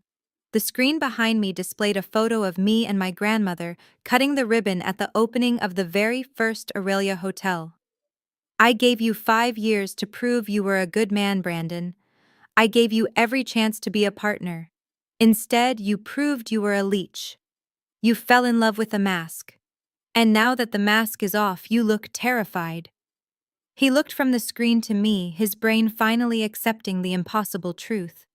The woman he had treated like a servant was the queen of the empire he was trying to infiltrate. His knees actually buckled, and he grabbed the back of the sofa to keep from collapsing. The arrogance was gone, replaced by a dawn of absolute crushing horror. The silence in the penthouse was shattered by the arrival of my personal security team. 2 men built like linebackers and wearing earpieces stepped out of the private elevator. They did not look at Brandon as a guest. They looked at him as a threat to the asset. One of them moved to grab Brandon's arm, ready to haul him out like a sack of trash, but I raised my hand. Wait, I said, my voice cutting through the tension like a razor. The guard paused, looking to me for instruction. Brandon let out a breath, a flicker of pathetic hope igniting in his eyes. He straightened his jacket, thinking I was about to show mercy. He thought I was going to hug him, tell him it was all a big misunderstanding, and hand him a black card to go play with. Natalie, he breathed, taking a step toward me. Thank God. Look, I am sorry, I yelled. This is just a lot to process. We can talk about this, right? We are partners. I looked at him with a mixture of pity and revulsion. He still did not get it. He still thought he had leverage. I am not stopping them because I forgive you, Brandon, I said, my voice devoid of warmth. I am stopping them because throwing you out now would be too easy.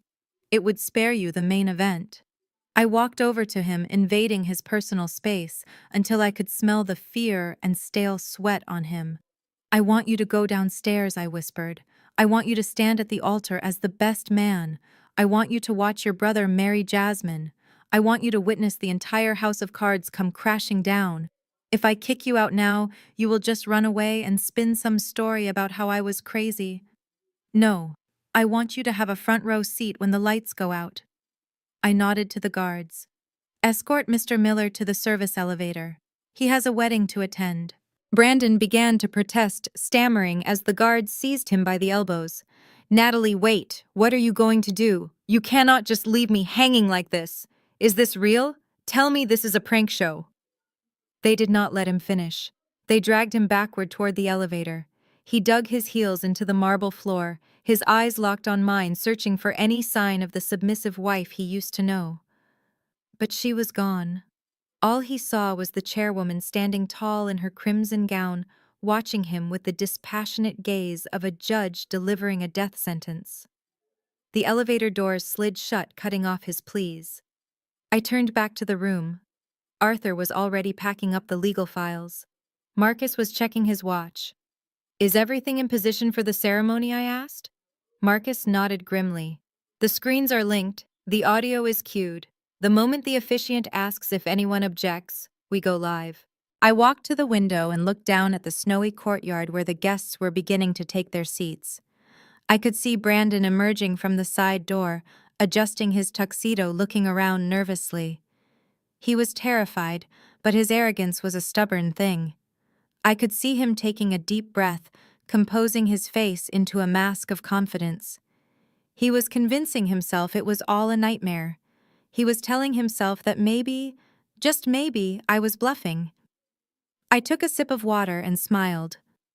Hope is a cruel thing, Brandon. It just makes the fall that much harder. I turned to my team. Let's go to the control room. It is time to crash a wedding. The outdoor terrace of the Aspen Peaks was transformed into a winter cathedral. White roses imported from Ecuador that very morning lined the aisle in overflowing bushels. Crystal Chiavari chairs sparkled under the midday sun, occupied by the frozen but fashionable elite of Washington, D.C. and New York. A string quartet played Pachelbel's canon in D, the music floating over the crisp mountain air. It was a scene of absolute perfection, a masterclass in wealth and taste. But as Brandon stumbled down the aisle to take his place beside his oblivious brother, he saw it for what it truly was. It was a stage set for an execution. Brandon looked like a man who had just looked into the Ark of the Covenant.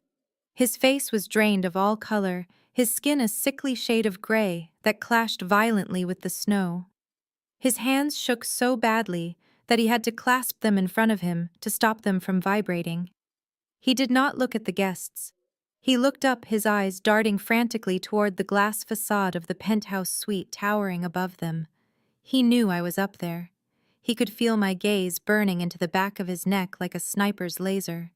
He reached the altar where his mother Patricia was seated in the front row. She was preening in her fur coat, nodding regally to a senator seated across the aisle.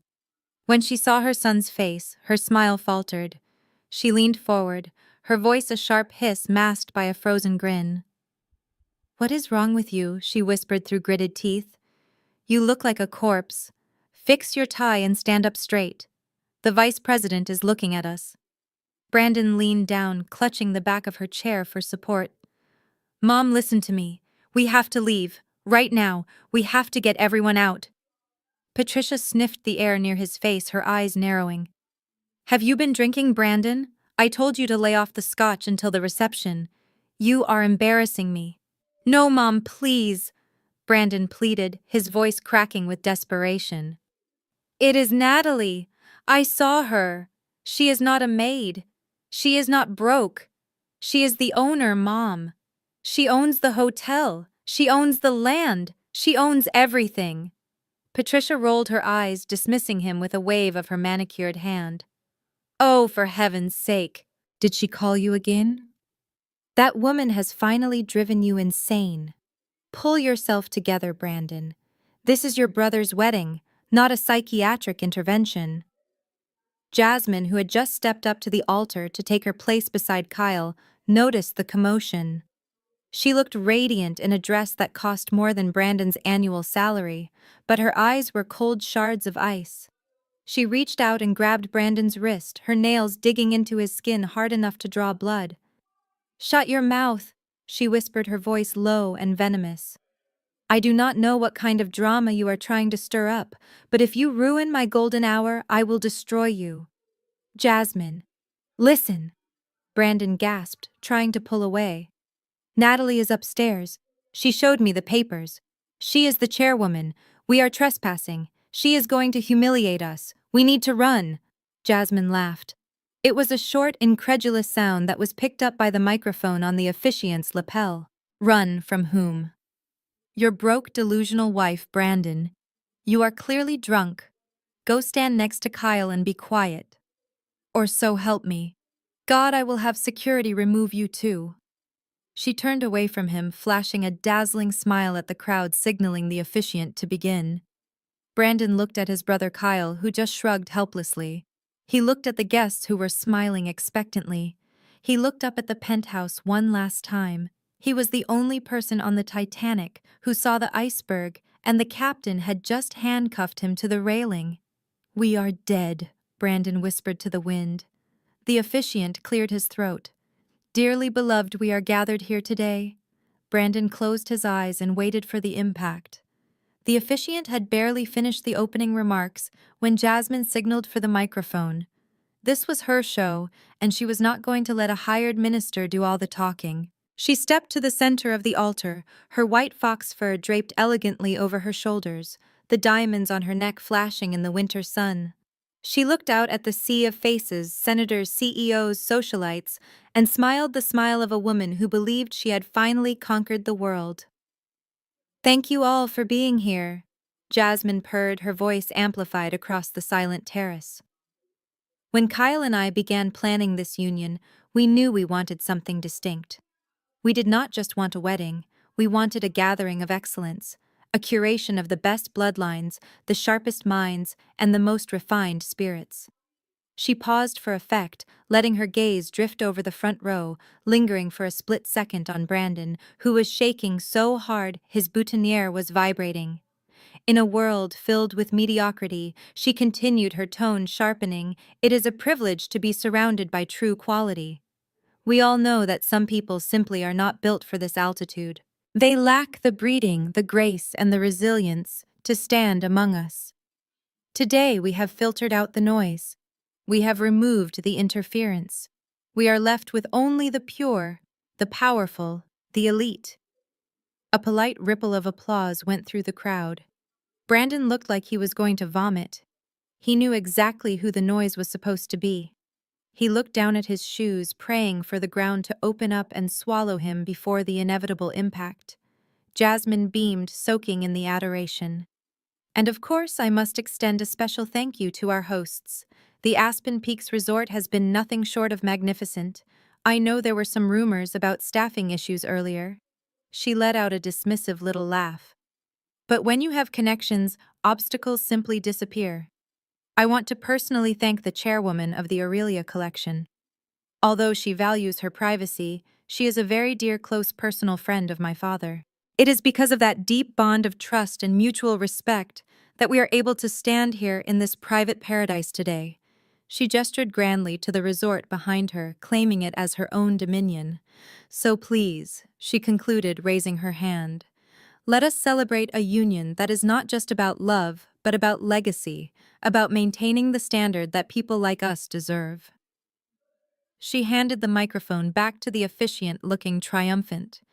She had just publicly staked her reputation on a friendship that did not exist, insulting the actual owner in the process. Brandon closed his eyes tight. He could practically feel the crosshairs locking onto her forehead.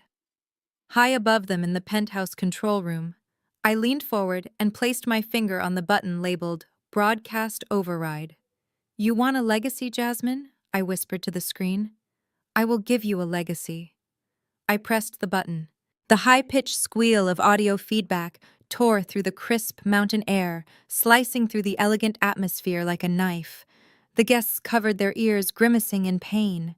Jasmine spun around, her face twisted in fury, ready to scream at the sound technician for ruining her perfect moment.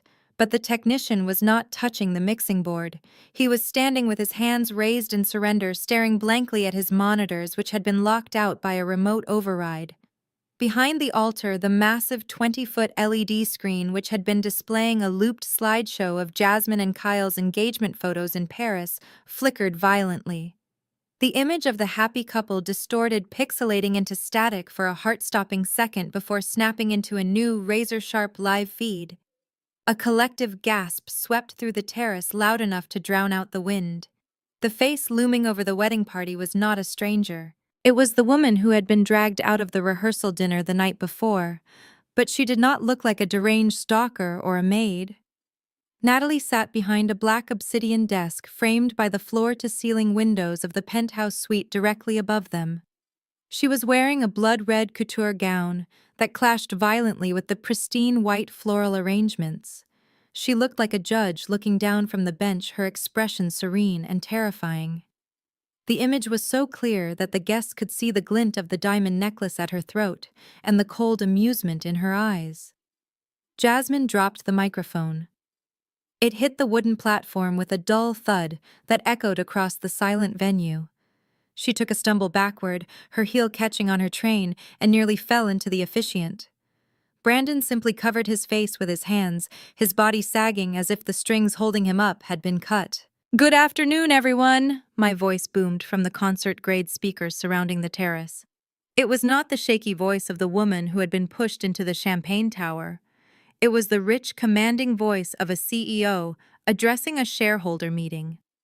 The audio quality was pristine, commanding absolute attention. "I apologize for the interruption." I continued leaning forward slightly on the screen. The camera zoomed in, capturing the intensity of my gaze. I was watching the ceremony from my office upstairs, and I felt compelled to intervene. "You see, the bride Jasmine just mentioned my name. She told you all that the chairwoman of the Aurelia collection is a dear, close personal friend of her father." I picked up a crystal glass of water and took a slow, deliberate sip.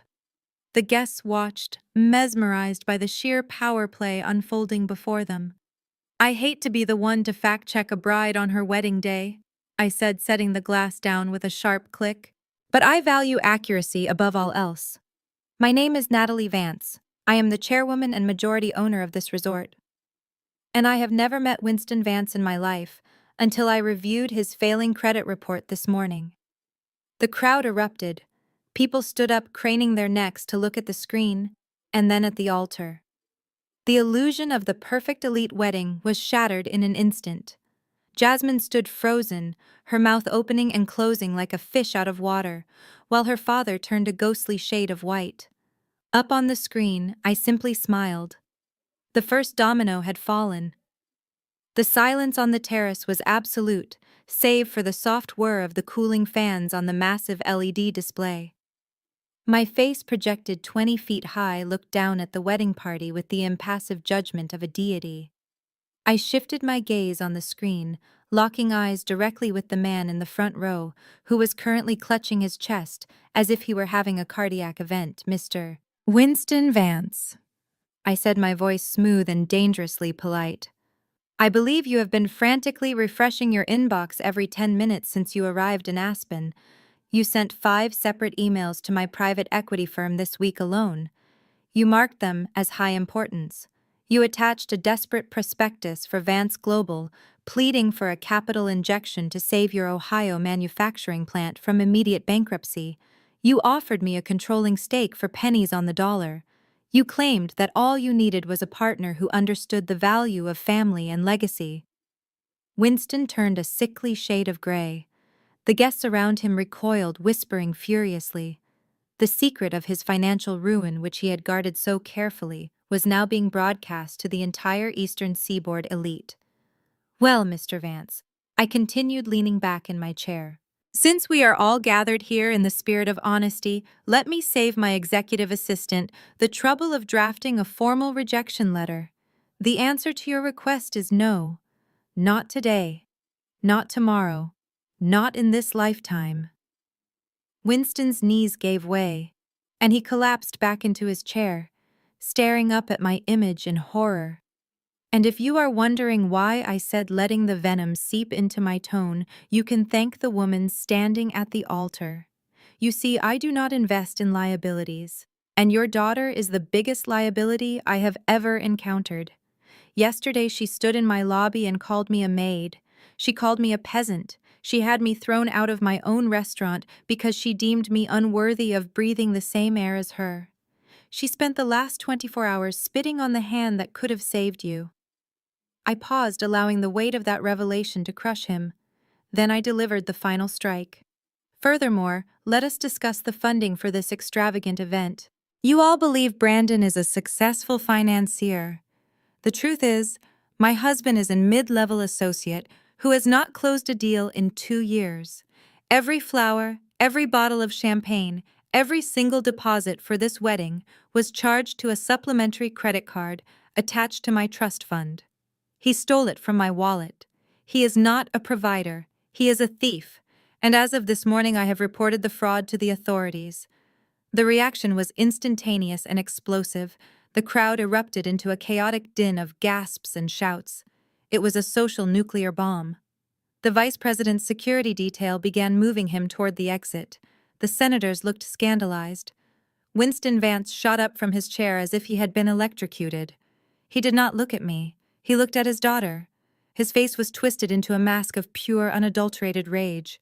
He realized in that split second that his empire was not falling because of market forces. It was burning because Jasmine had lit the match with her own arrogance. "You," Winston roared, pointing a trembling finger at the bride. "You did this? You insulted the chairwoman." Jasmine stood alone at the altar, stripped of her pretenses, stripped of her dignity, and soon to be stripped of her name. She looked at her father, then at Brandon, and finally up at the screen. For the first time in her life, she had no comeback. She was drowning, and the entire world was watching her sink. I did not let the chaos subside. I did not give them a moment to breathe or spin a new lie. While the crowd was still reeling from the revelation of my identity and Winston's bankruptcy, I leaned forward into the camera lens, my expression hardening into something cold and final. But I did not just uncover financial fraud today, I said, my voice echoing off the canyon walls. I also found a predator in white silk. Kyle, I know you believe you are marrying a woman who loves you. You think you are joining a dynasty. But you are not a partner in this marriage, Kyle. You are a mark. I tapped the tablet on my desk. Listen closely, everyone. This was recorded in the bridal suite just 2 hours ago. The audio file began to play. The quality was crystal clear, stripping away any possibility of denial. Jasmine's voice, sharp and arrogant, boomed across the terrace, amplified by the concert-grade sound system. "Don't worry, Dad. Kyle is an idiot. He is a golden retriever in a tuxedo. He has no idea about the debt." Jasmine let out a strangled cry, lunging toward the sound technician's booth, as if she could physically rip the sound waves out of the air.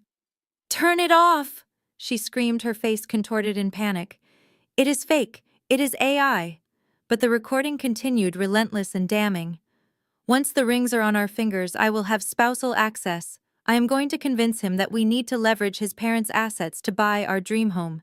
But the mortgage on their house is going straight into your company account to pay off the creditors." The silence that fell over the wedding guests was heavy enough to crush bone. Every single person turned to look at the altar. They were not looking at a bride anymore. They were looking at a con artist who had been caught with the blueprints to the bank vault in her hand.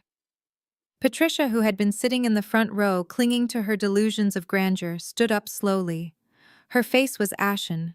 She looked from the weeping Winston Vance to the terrified Jasmine. She realized in that moment that she hadn't secured a fortune for her son. She had almost signed away her own home to a family of grifters. Kyle stood paralyzed. The color had drained from his face, leaving him looking like a wax statue. He looked at Jasmine, really looked at her for the first time. He saw the calculation behind her tears. He saw the contempt she had hidden behind her smiles. "Baby, please," Jasmine sobbed, reaching out for his hand. "That was taken out of context. I was just stressed. You know I love you." The sound of her voice seemed to snap him out of his trance. The dopey love-struck expression that he had worn for years vanished, replaced by a sudden violent clarity. He looked at the woman who had called him a golden retriever, the woman who planned to bankrupt his parents. He did not speak. He did not ask for an explanation. He snatched the bouquet of white orchids from her hands. It was a violent, impulsive motion that sent petals scattering across the floor like shrapnel. "Do not touch me," Kyle whispered, his voice trembling with a rage that was terrifying in its quietness. He threw the ruined bouquet at her feet. It landed with a soft thud in the snow, a symbol of their dead future.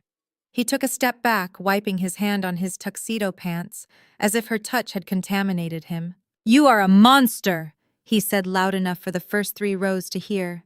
Jasmine recoiled as if he had slapped her. She looked around for support, but there was none. Her father was slumped in his chair, defeated. Brandon was staring at the ground, dissociated from reality, and high above them on the giant screen I watched the implosion with valid satisfaction. The truth had not just set them free, it had torn them apart. The silence that followed Kyle's renunciation of his bride was heavy, broken only by the sound of the wind whipping through the valley. But I was not done. I had dissected the Vance family, and now it was time to flay the man who had brought me here.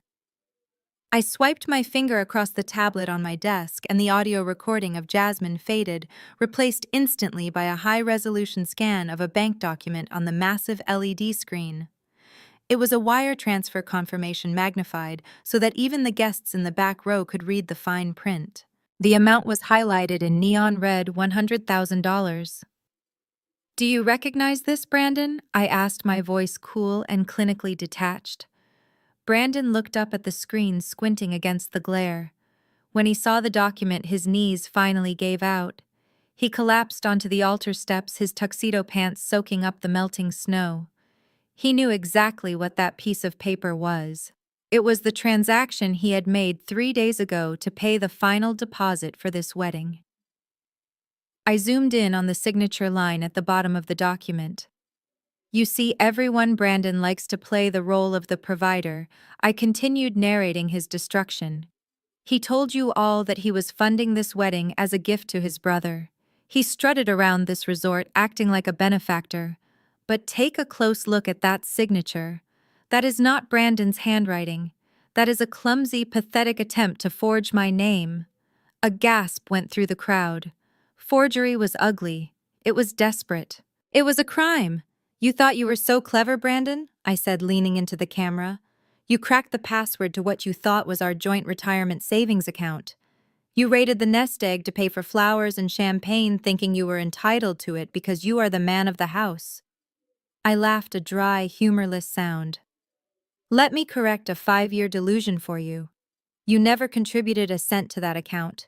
Your salary barely covered your car lease and your designer suits.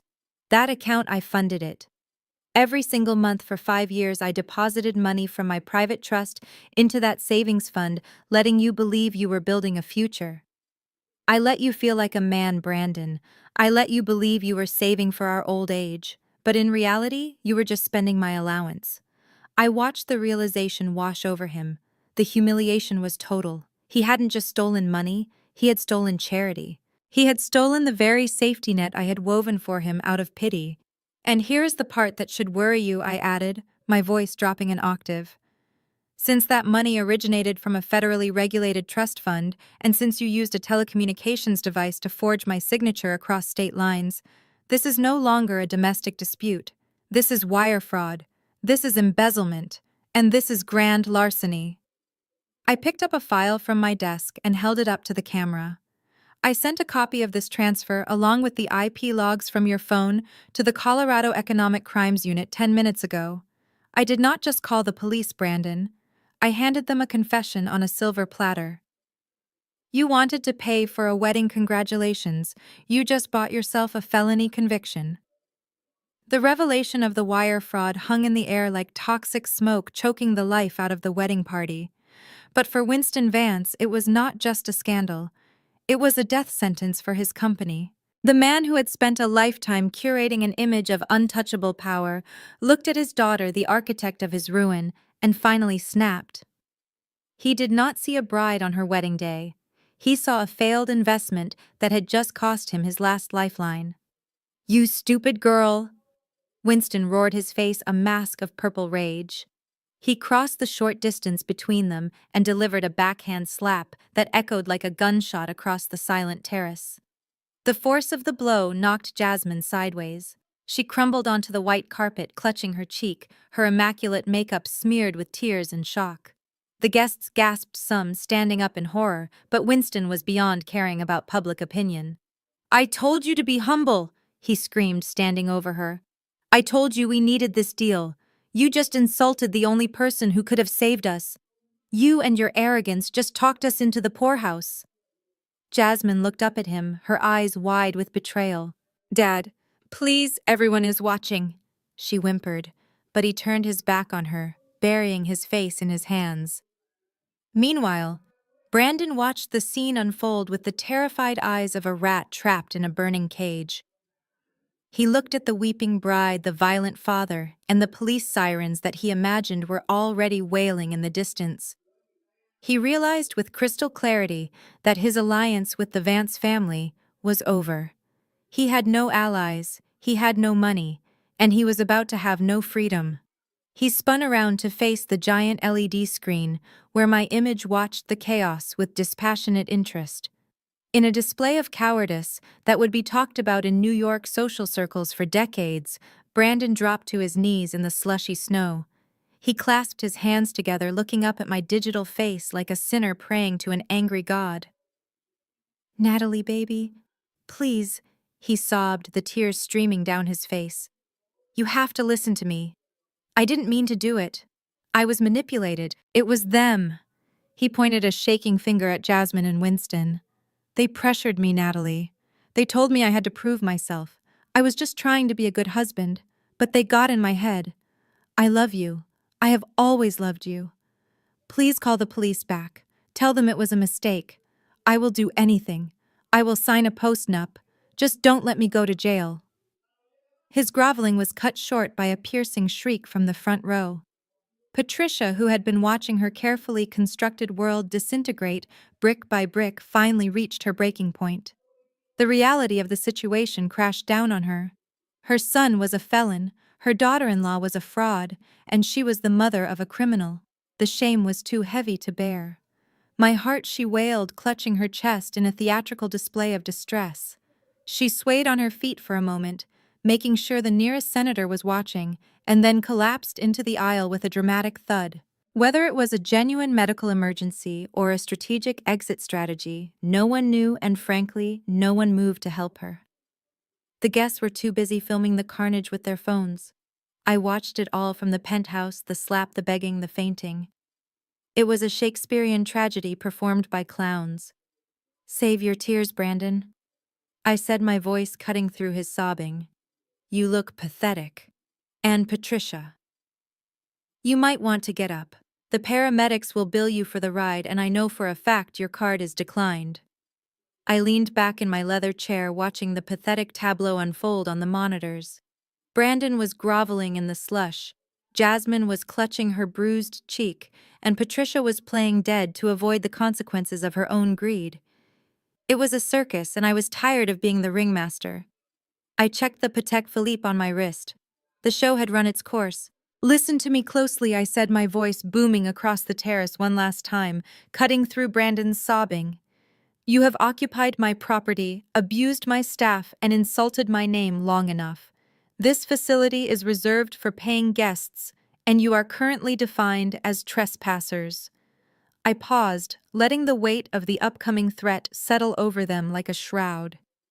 "You have exactly 30 minutes to vacate the premises.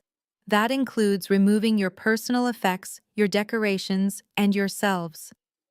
If any member of the Miller or Vance party is still within the perimeter of the Aurelia Resort at the 31-minute mark, I will begin charging a punitive occupancy fee of $10,000 per minute.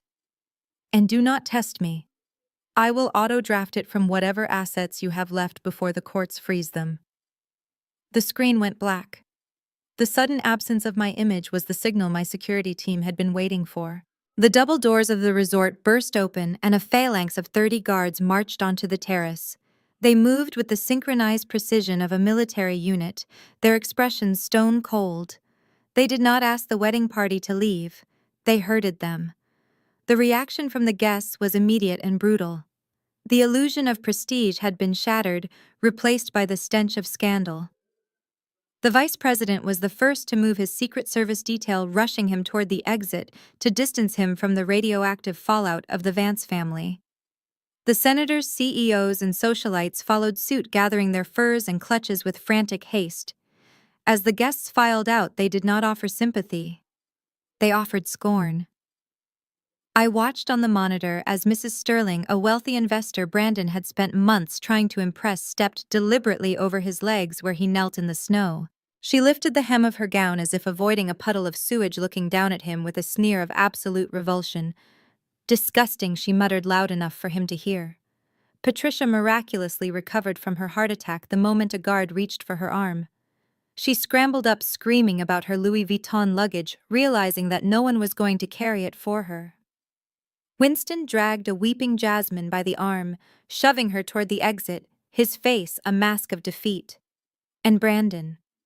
He stood up slowly, shivering in the cold wind. He looked at the empty altar. He looked at the backs of the retreating guests, who were laughing at him. He looked up at the black window of the penthouse one last time. A guard grabbed his shoulder hard, spinning him around. "Move," the guard barked. Brandon stumbled forward, broken and alone, walking the gauntlet of shame toward the service exit.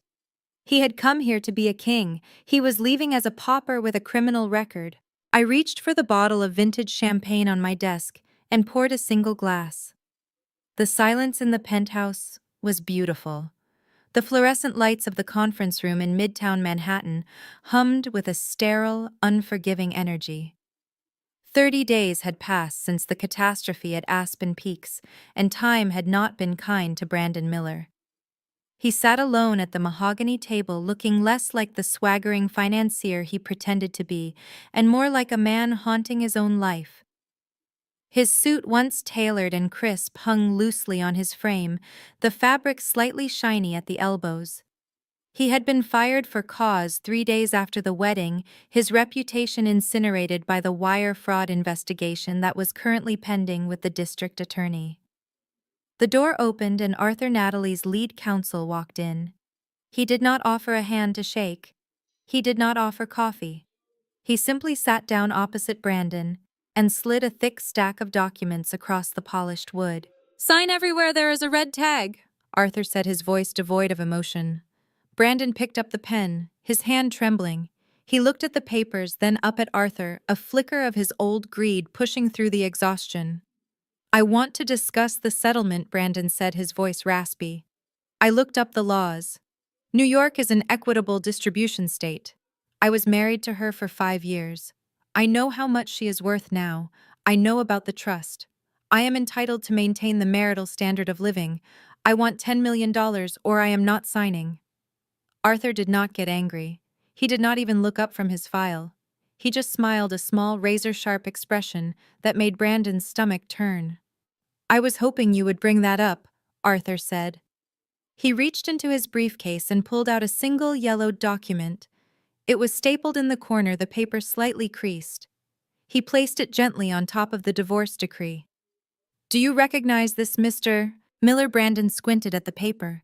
It was the prenuptial agreement. He remembered the day he made Natalie sign it. He had been so arrogant, so convinced that his $40,000 salary and his meager savings account were a treasure hoard that needed protection from his poor secretary wife.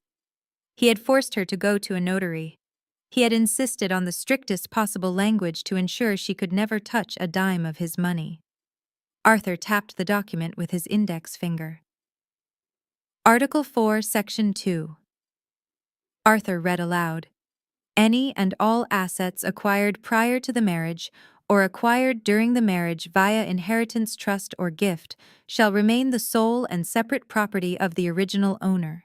Neither party shall have any claim to the other's separate estate, regardless of the duration of the union."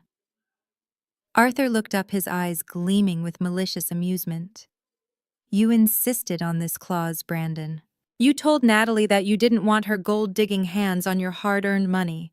You drafted the language yourself to make it ironclad. You wanted to make sure that what was yours stayed yours, and what was hers, which you thought was nothing, stayed hers." Brandon felt the room spin. He stared at his own signature at the bottom of the page. He had built a fortress to keep a beggar out, only to realize too late that he had locked himself out of the kingdom. This is unfair, Brandon stammered, sweat beading on his upper lip. I didn't know she was a billionaire when I signed this. This should be voided for non-disclosure. It is perfectly valid, Arthur countered smoothly. The clause covers all assets, known or unknown. You wanted total separation of finances. You got it. Natalie keeps her billions. You keep your debt, your pending criminal charges, and your leased Audi, which I believe is currently being repossessed. Arthur tapped the divorce papers again. Sign the papers, Mr. Miller. If you force us to go to trial, Natalie will sue you for the legal fees, and she has the resources to keep you in court until you are old enough to collect Social Security. Brandon looked at the prenup, the document that was supposed to be his shield, now acting as his executioner. He realized with a sickening thud that he had not just lost the game. He had written the rules that ensured his own defeat. Defeated, broke, and outmaneuvered by his own arrogance, he uncapped the pen and signed away the lottery ticket he never knew he was holding. Jasmine Vance stood at the counter of a high-end consignment shop in Soho, a place she used to sneer at as a graveyard for the desperate. Today, she was the corpse. She placed her orange Hermes Birkin bag on the glass counter, her fingers lingering on the textured leather. It was the last remnant of the life she thought she was entitled to. The clerk, a girl Jasmine had once rudely dismissed at a party 2 years ago, looked over the bag with agonizing slowness, savoring the power dynamic shift. The offer is $4,000, the clerk said without looking up. That is a $30,000 bag, Jasmine snapped, though her voice lacked its usual bite. It is a collector's item. The clerk shrugged. It is a buyer's market, and frankly, nobody wants to be seen carrying accessories associated with the Vance name right now. It is bad for their personal brand. Take it or leave it. Jasmine took it. She had no choice. Her father, Winston, had followed through on his threat. He had cut her off completely, blaming her public arrogance for the collapse of his merger talks. Kyle had annulled the marriage before the ink was dry on the license citing fraud, and had publicly disavowed her to save his own reputation. But the worst part was the silence. Her phone, once buzzing with invitations to galas and brunches, was dead. She had been socially quarantined. The elite circles of New York did not forgive embarrassment, and Jasmine was a walking scarlet letter. She took the check, pulled her collar up to hide her face, and walked out into the rain, a pariah, in the city she once thought she ruled. Across the river, the fall was less fashionable, but equally brutal. Patricia Miller sat on the edge of a sagging mattress, in a basement studio apartment, in a neighborhood she would have previously refused to drive through.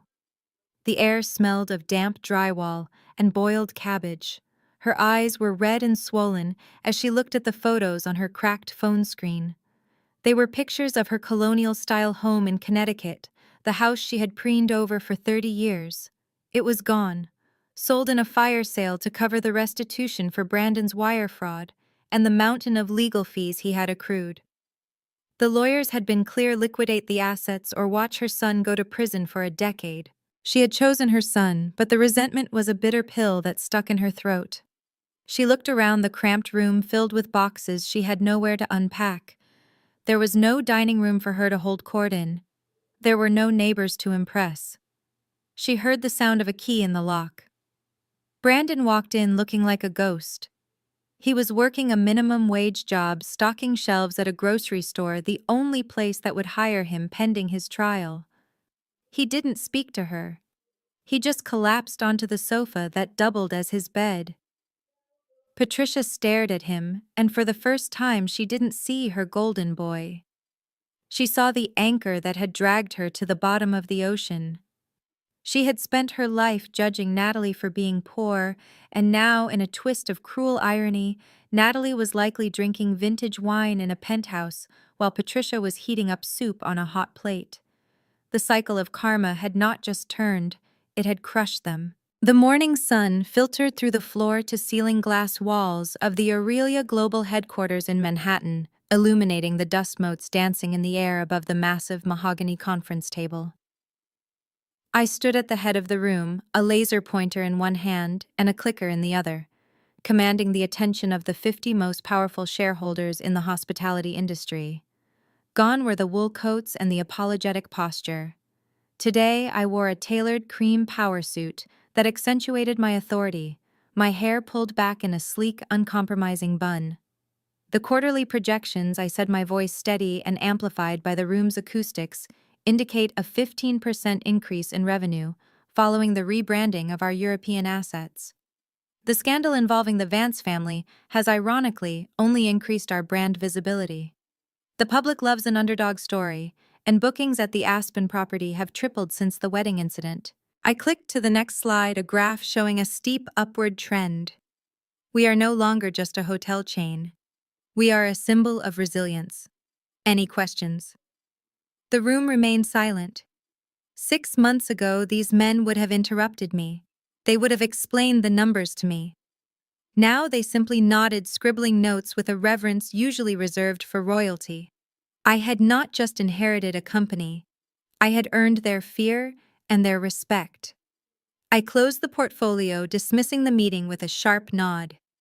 As the room emptied, filled with the shuffling of papers and murmurs of approval, one man remained seated at the far end of the table. Julian Thorne, the CEO of Meridian Hotels. Our largest and most aggressive competitor, stood up slowly. He was a shark in a charcoal suit, a man known for hostile takeovers and ruthless negotiation tactics. He walked toward me, not with the predatory swagger of a man like Brandon, but with the measured pace of a lion approaching another lion. "Impressive presentation, Natalie," he said, his voice deep and textured. "I admit, when I heard Eleanor's granddaughter was taking the helm, I prepared a bid to buy you out. I thought you would be overwhelmed.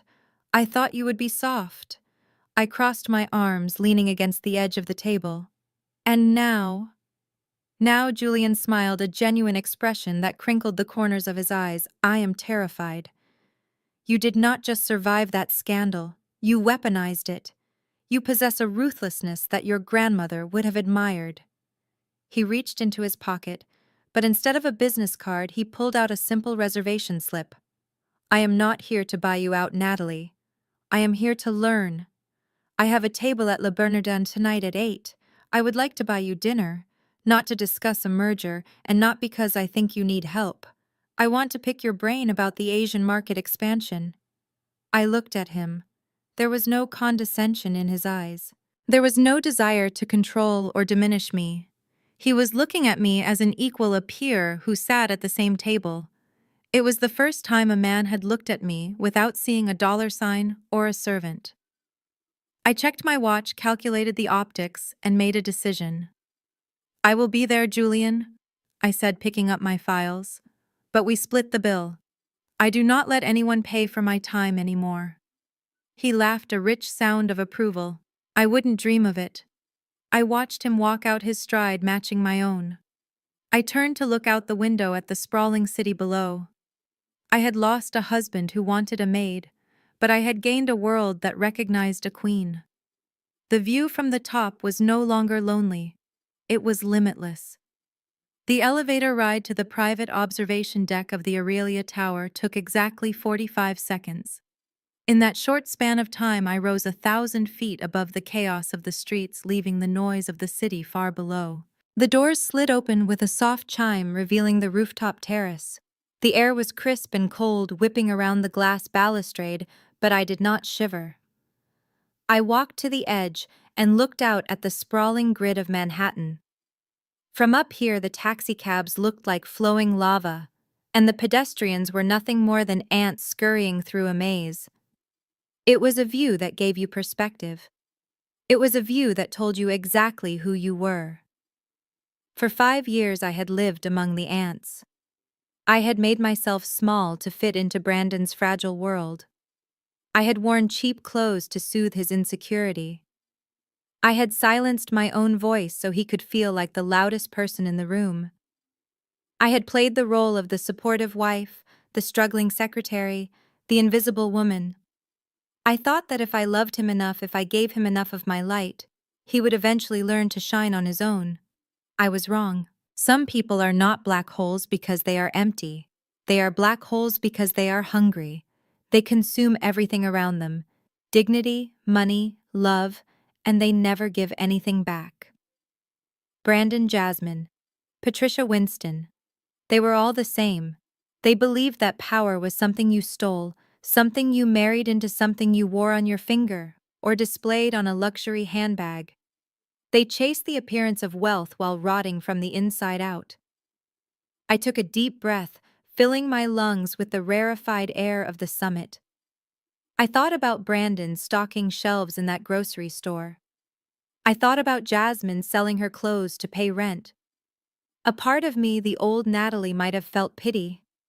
But the woman standing on this roof felt only the cool detachment of justice served. They had tried to bury me, forgetting that I was a seed. I pressed my hand against the cold glass, seeing my reflection superimposed over the glittering skyline. I saw my grandmother's eyes staring back at me. She had built this empire with grit and steel, and I had defended it with fire. The voiceover began to play in my mind, a final decree to the ghosts of my past. They thought the value of a woman was measured by the carat size of her engagement ring or the prestige of the surname she adopted. They thought dignity was a commodity that could be bought with a credit card, and social status was a shield that protected them from consequences. I have taught them the most expensive lesson of their lives. True value is not what you inherit or who you marry. True value is found in the things you build with your own two hands when the world is betting against you. And the sweetest revenge is not making them scream in pain. It is simply standing here in the silence of the clouds, letting them watch you burn with a brilliance they will never, ever be able to touch. I turned away from the edge, walking back toward the light of the elevator. The screen faded to black, the roaring symphony of the city rising into a crescendo of triumph. The game was over. I had won. The saga of Natalie and the Miller-Vance families serves as a brutal masterclass in the distinction between net worth and self-worth. The most profound lesson lies in the danger of shrinking oneself to accommodate the insecurities of others. Natalie spent 5 years dimming her light, hiding her legacy, and playing the role of the struggling wife to soothe Brandon's fragile ego. She learned the hard way that you cannot build a genuine partnership on a foundation of omission, even if your intentions are benevolent. By making herself small, she did not help Brandon grow. She only enabled his entitlement. If you have to hide your strength so your partner doesn't feel weak, you are not in a relationship. You are in a cage. Furthermore, the story exposes the fragility of performative wealth. Jasmine and Brandon were obsessed with the aesthetics of power. The VIP treatment the designer labels the social hierarchy while lacking the integrity that true leadership demands. They treated lower status individuals with disdain, blissfully unaware that the very people they stepped on held the keys to their destruction. This narrative reminds us that arrogance is a blinding force. When you believe you are untouchable, you stop watching where you step, and inevitably you walk off a cliff. True power whispers. It creates, it endures, and it respects. It does not need to scream at a receptionist or belittle a spouse to validate its existence. Ultimately, the truth is an unstoppable force. It will either be your foundation or your ruin, depending entirely on how you treated people when you thought no one important was watching. Ready to leave the drama of the elite behind and start a brand new journey? Tell me a new genre or topic, and let's build the next world together.